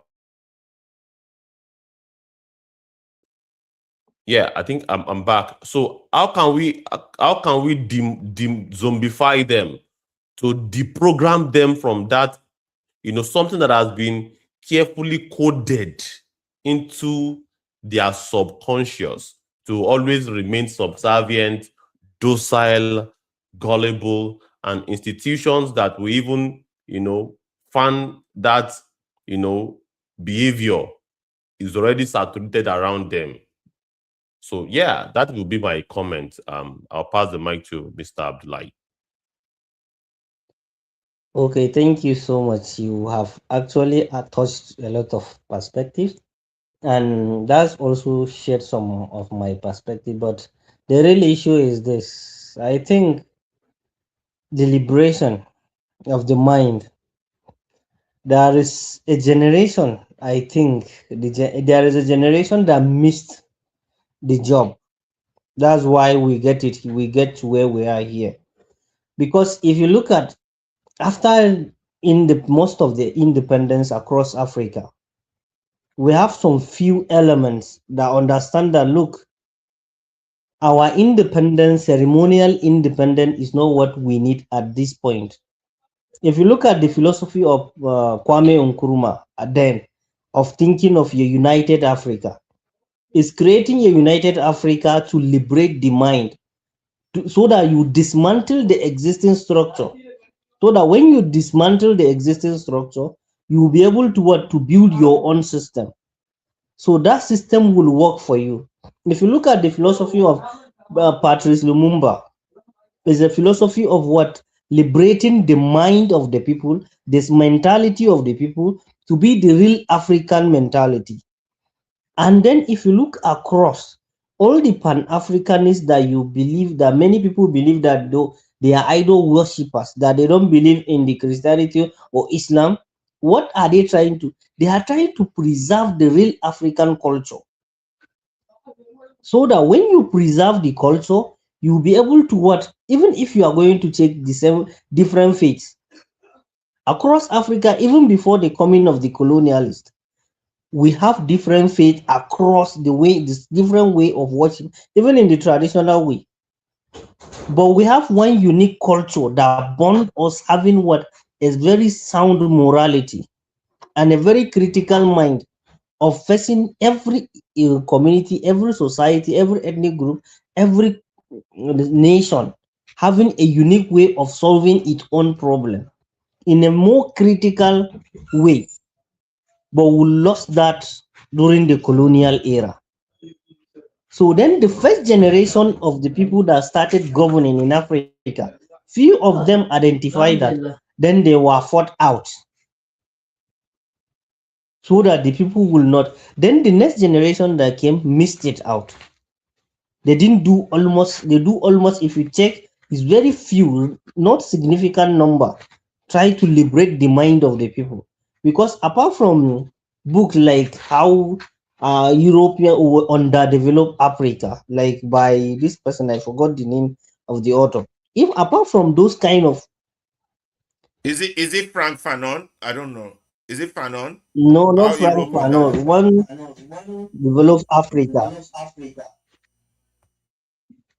Yes, if you check, apart from those few groups, some of them that have peace and literatures across that, and some few like the current Kenyan professor Patrick Lumumba also doing so, but large number have deviated from liberating the mind, just thinking of we can copy and do because the white people have done. Then that mindset of copying the white people is what is keeping us, just like the people of Egypt, It's the Walter Israelites Rodney. from the Egypt. Yeah, Walter Rodney. Uh, Thank you. Walter, how Europe underdeveloped Africa? Walter And Rodney. develop Yeah. Africa. Yes, Walter Rodney. Yes, that's the that. Apart from those kind of people that understand, okay, the mind, because in his book he clearly states the state we are now currently, which is the what, the new colonial era,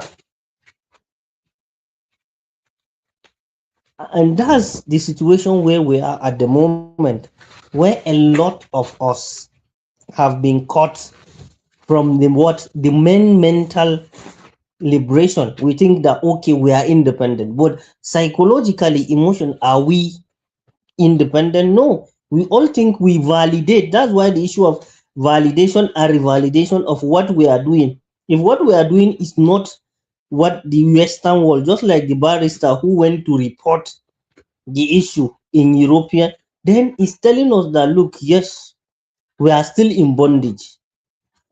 Since we seek validation of what we are doing from those who colonize us for their own benefit, not for our own benefit. So then, even at the time they give what gave us independent, not when they think okay we need to. They give us when they identify that okay now we cannot sit here. We can even remotely control these people from far. Then they allow us. Then they move, and anybody who who resists that remote control, they will fight him out.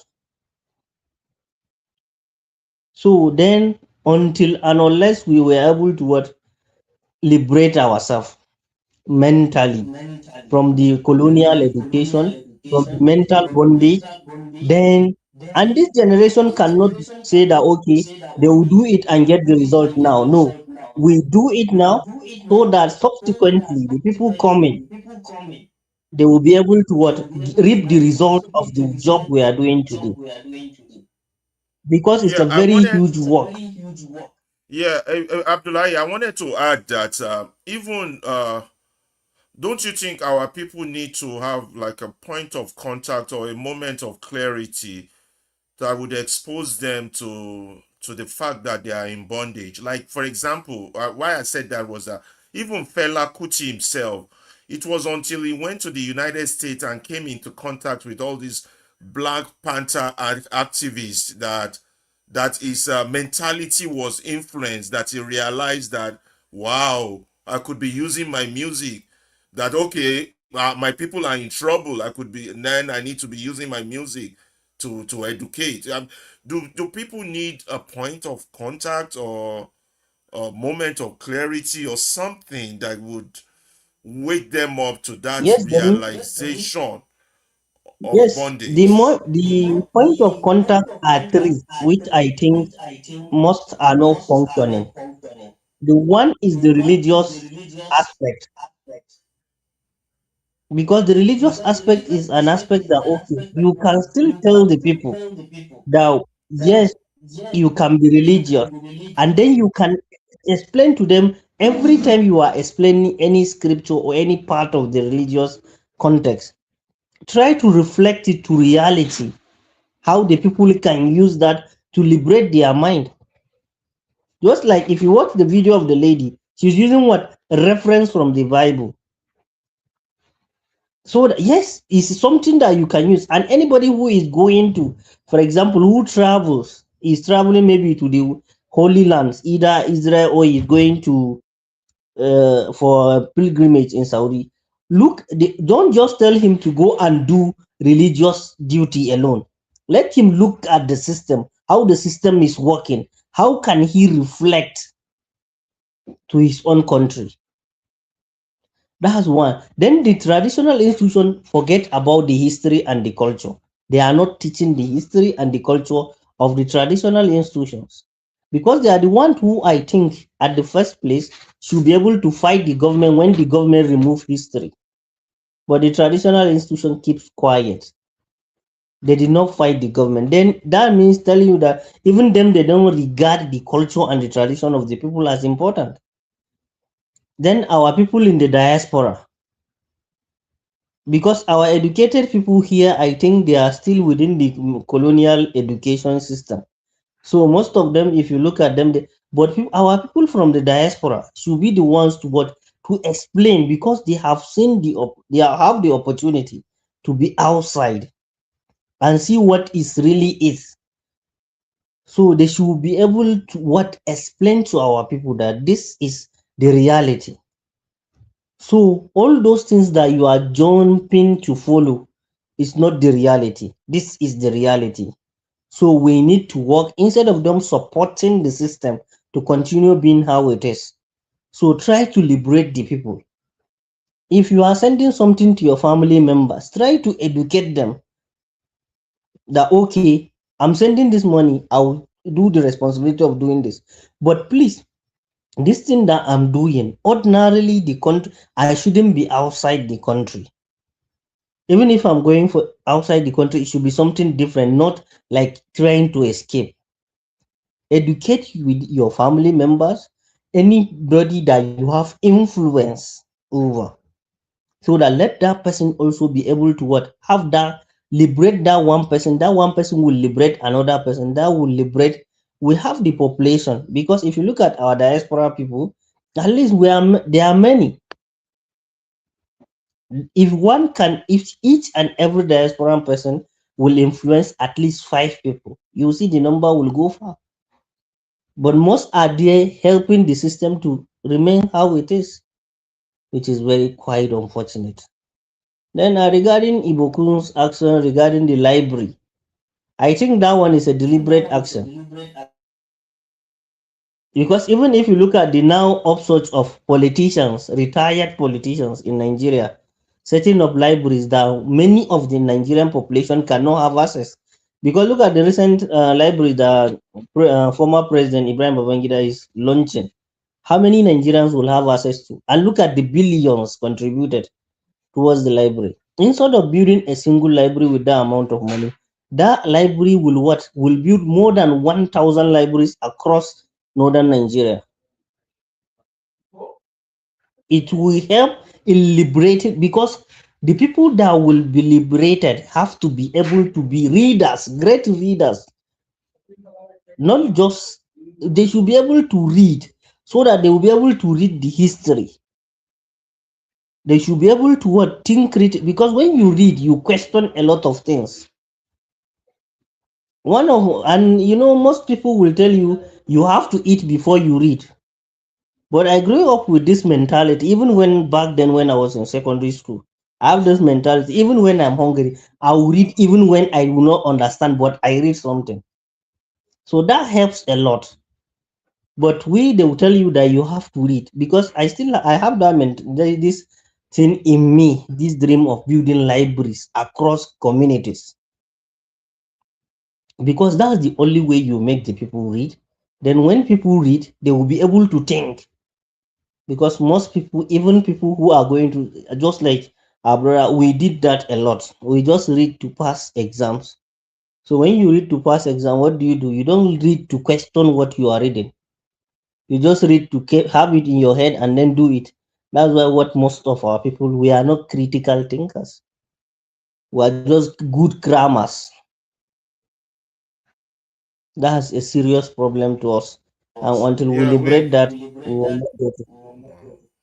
yeah, we will continue to fight for our liberation, the liberation of our minds here on the Movement Radio.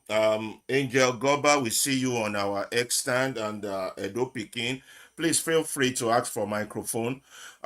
We are going to increase our audience participation as we go forward in future. We are going to keep the X audio section for interaction, but we might expand going forward our YouTube and Facebook audience participation. And also, as we go forward, we will provide a phone line where people can call in, give their comments or say things. We've been having very slow response in terms of comments. Well, I don't know, maybe people are afraid to attack us. We always have all these internet trolls that goes just comment. I don't know, maybe we've not been what's the word, we've not been critical enough for them to, at least the trolls, we're not even getting the trolls. All website get trolls, where the trolls come and just give their stupid comment. We want stupid, good or bad comment. We want everything. We're not getting comments much, but we need more comment. But we are going to expand our audience participation. We will look into possibility of participation from both Facebook and YouTube in future, and then we will keep our X participation site, and then we would also introduce a phone call participation. I don't think avenues are there, because at least we should be seeing comment. At least I know there are trolls, there are crazy trolls that goes on our website and comment and, Yes, and and they say notice us. crazy things. All this Eh? silent mentality, that they notice you, your presence, they know what you are doing. But let's keep watching this person. Will he be able to sustain it? That's what they are Will they doing. be able to?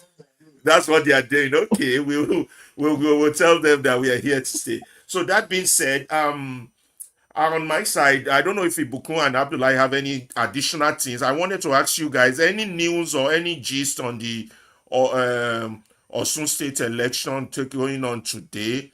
That's the last one. And after that, I don't think I have any other addition. Maybe if you guys have anything you that might be shareable, or we don't have anything on the current Osun election going on, and then now we start thanking our people that join us both on TikTok, Instagram, and everywhere. But do you guys have anything we could share for the public on Osun? Any verifiable facts on the election taking place today?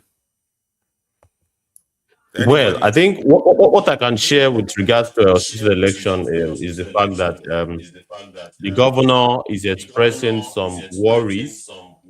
Let me just try to read what the governor says. Adeleke, it's imperative that you use. Okay, is addressing this letter to the president, and is saying that it is imperative that you use your good office to issue clear warning to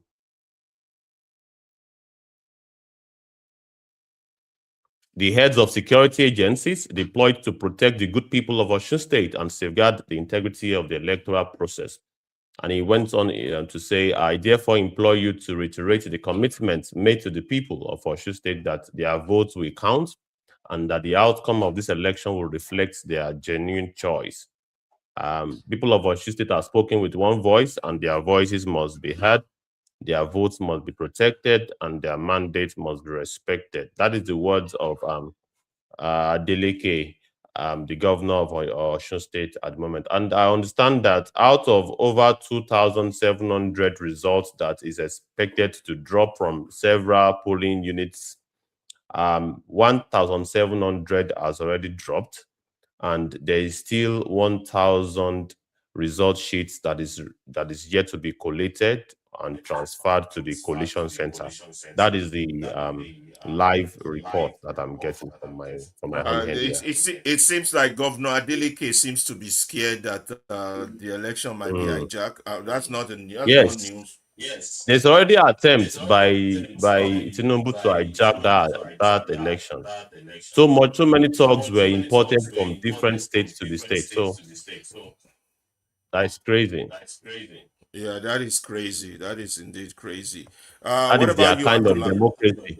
They are selling this That's type not of democracy to the that is is this not democracy? democracy. That is madness. That's demonstration of grace. But anyway, Abdullahi, anything on your side? You're hearing any shareable info on this election? Abdullahi, I think hello. network. I think he has frozen. Yeah. Oh, he's frozen. He's frozen. Okay. Yeah, yeah, yeah. So yeah, let's wait for him to come on. So that's about that. Ebukun, any other addition, subtraction? Do we do one more article, or we are good for today?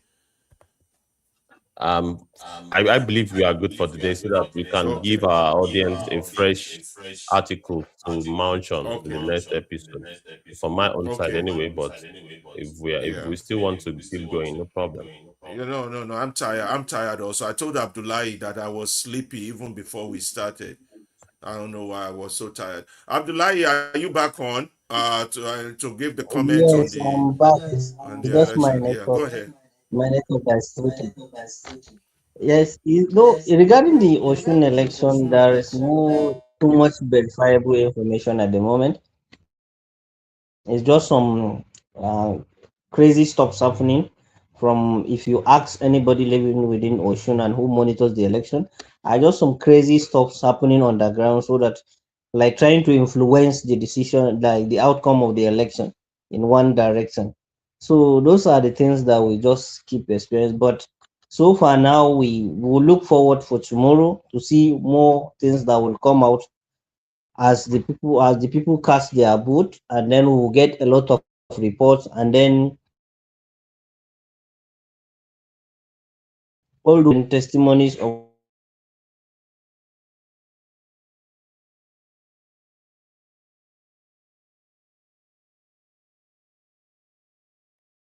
Abdullahi, the network is getting a better chunk of your responses. Uh, Also, Ibukun, what's this drama going on between Showore and Davido? Well, it's just politics, really,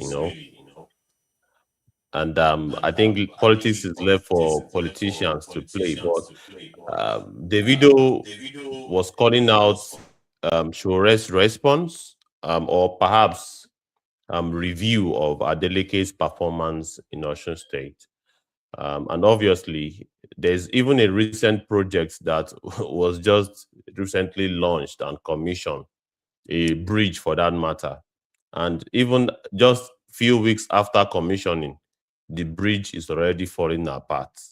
So Showore was highlighting this in an interview that Adeleke's performance has not been top notch. And of course, the video saw that as a bit of the marketing his uncle. So he went all out to call Showore and R&D. And of course, R&D means an imbecile. So, and Showore, returned back to favor as the fiery person that he is, really. So it's politics, but the audience will have to decide who is indeed saying the truth and who is indeed running the propaganda. So they can verify for themselves. And if they find Adeleke's performance very satisfactory, that is them.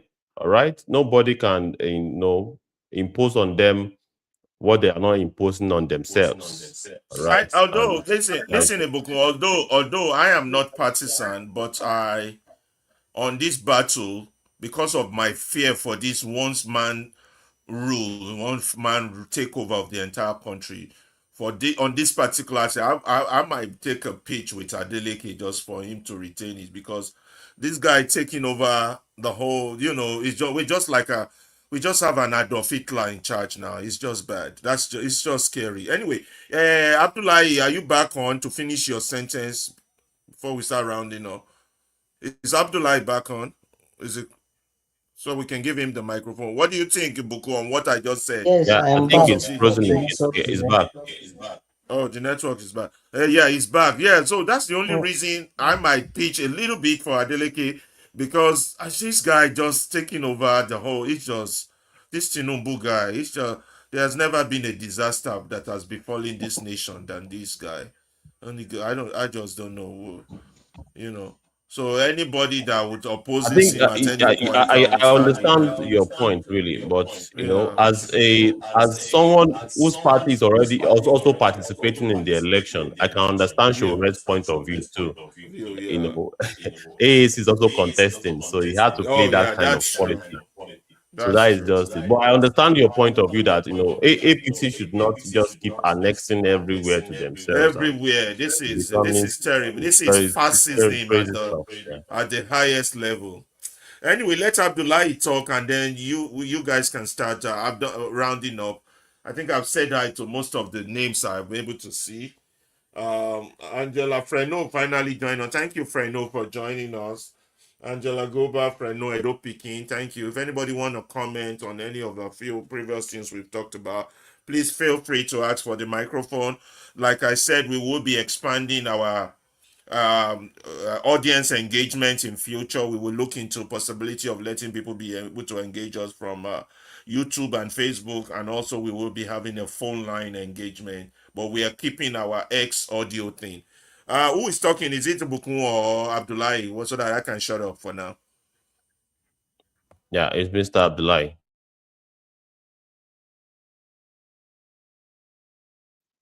I okay. think he's So frozen me, I again. think regarding Okay. the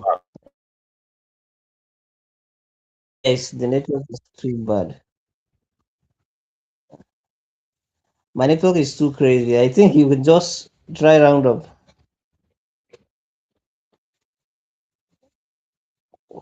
Okay.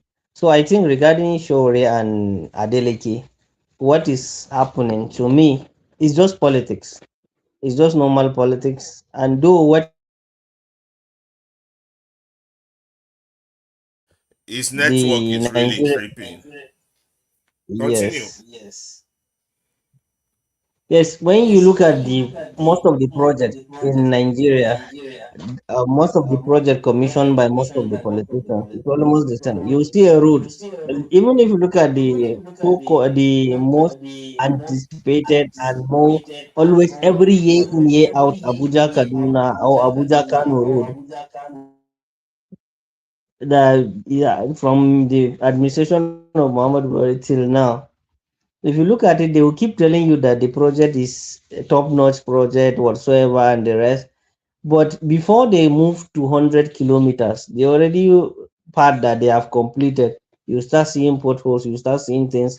So it's no, it's almost things that most Nigerians would call normal. So, but it's not. It should not be like that.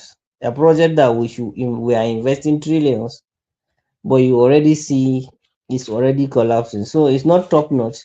To me, there is no project in Nigeria that I would call top notch. Even me, but the person that is trying to make the system look fascist should also not be allowed to make the system fascist. So if we can have one or two people from different maybe political party not holding to one person, it's also a good thing. Maybe it's a start, even if not a good one, but it's a start towards showing that we have some semblance of democracy in the system. Maybe as we pretend to have democracy and to pretend to have elections every 4 years, a semblance of democracy, we're having people from having different opinion or standing from different political party or standing from different side of the divide, is making this democracy look more of a democracy, not like a feudal fascist state of control by one person. So all the views are also welcome, but I look forward to having a better Nigeria. And Davido is not doing anything like the ordinary Nigerian, always trying to protect the interest of his family. So it's a family interest. You have to jump on it and then try to cover it up. So it's nothing different from what an ordinary Nigerian will do. So he's an ordinary Nigerian. So he should know better, but he's not doing anything different. So that's just normal Nigerian behavior. This one will say this one will jump. Not looking at trying to say, okay, if this is true, but he will not look at it from this is true. He will look at it from the family and the political aspect of it. So that's it. That's my comment. And thank you to each and every one of our listeners. I see My that network has been showing. Beatrice Freno, yeah, Abdullahi, I see that Beatrice Freno, Angela Goba, and Edo Pikin have joined us. Ask them if they want to have anything to say before we round up. But whatever the case, we have to stop this fascist spread. This Tinubu Hitler guy got to be stopped. I don't know. Either now or we take a last stand in 2027. But whatever we got to do, this guy, we can't afford to have fascism in 2026. The end result of any fascist regime is always very disastrous for the people. The only way is going to be another 1945 Germany for Nigeria if we don't fix this guy. Anyway, I've said my own final. You want to address the people on X and see if they want to say anything, and then we get out of here. Go ahead, you Yeah, guys. Take it I have away. indeed asked if there's, and I'm always the phone is right before me here. If you can see, so I'm keeping close monitoring Oh, okay, on okay. request. So I can see people are requesting, but no request. So far, so good. People are still shy. I believe as time goes on, they would warm up towards, be seeing themselves as part of the broadcast. So, Okay. Good. So thank so them. Let's round up. We did a good job today. We were on for almost 2 hours, 35 minutes. That should be enough, right? Everybody want to take a little rest. We'll continue. We will replay the show later on, and for our audience, those who missed it. And yeah, because I didn't know where you were. You were busy yesterday. Yesterday, I had some fun doing some DJing, playing some good music. Oh, thank you all for joining us on TikTok. I Thank you saw for it on joining TikTok. us. Yeah, it was real nice. I like the music I played. Uh, thank you on Facebook. Thank you on YouTube, Twitch. Thank you on X. Thank you on Instagram for joining us. I'm Alaba Ferreira from Chicago. I will see you guys tomorrow by God's grace for a new edition. Thank you. You guys, microphone over Yeah, to. thank you. Thank you so very much again, dear audience. Please stay tuned to us. There will be a repeat broadcast, and also we bring you another fresh episode tomorrow to dig deep into topical issues that is in the front burner. So we look forward to having you tomorrow, 5 p.m.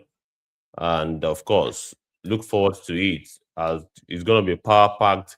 And one of the things that we would want you to do as a takeaway from today's broadcast is to put action to what you are learning. And it starts from the simple things of sharing the live broadcast to the members of your, sphere of influence, your WhatsApp contact, put the link on your WhatsApp status, share the short videos. We have been putting out short videos also, and it's very interesting short videos, very lively, a touch of humor and substance. Engage these short videos, share it across board. Let's spread the message. That is the idea. There's no point we just having an echo chamber here without we spreading the words. We have to spread the words. We have to make sure it spreads like wildfire so that our people can be educated, all right, and that will facilitate the emancipation process. That is the goal. We are not just enjoying. I have just came back from a 5-hour trip, and I just, I not even off my clothes, I jumped in front of the camera just to do this. So we take this very seriously, and we are very committed. So your part of the duty is to share, share, share, share. If you have not subscribed, if you have not followed the platform, please do so, because that will enable the system to notify you whenever we are live and direct. Tomorrow again, 5 p.m., we'll be live and direct. Thank you so very much. Movement Radio Lagos signing out. Passing the mic to Movement Radio Abuja. Okay, thank you once again, and thank you for always joining us. Thank you for being loyal audience, and you can do more better by commenting, taking up the mic, and sharing. Subscribe and share to as many as you can. If that will be what the only work you will be doing, so through your sharing, someone will know, someone will learn, someone will take action. So that's the better way to make Nigeria a better place for all of us. The current situation of things cannot continue. So we look for a better Nigeria. And through this, the movement radio is doing its own part. You can do your own part. Someone will take action somewhere. Someone will be educated. Someone will be informed. Someone will be enlightened through your own means of sharing and picking up the mic. If there is any opinion you have contrary to what we have, you can pick up the mic at any time or drop comment or even reach out to us via our email and phone numbers to register your grievance. So this is Movement Radio Abuja. Abdullahi Salisu Aliyu. We'll see you back tomorrow with another interesting super package. So let's see you tomorrow.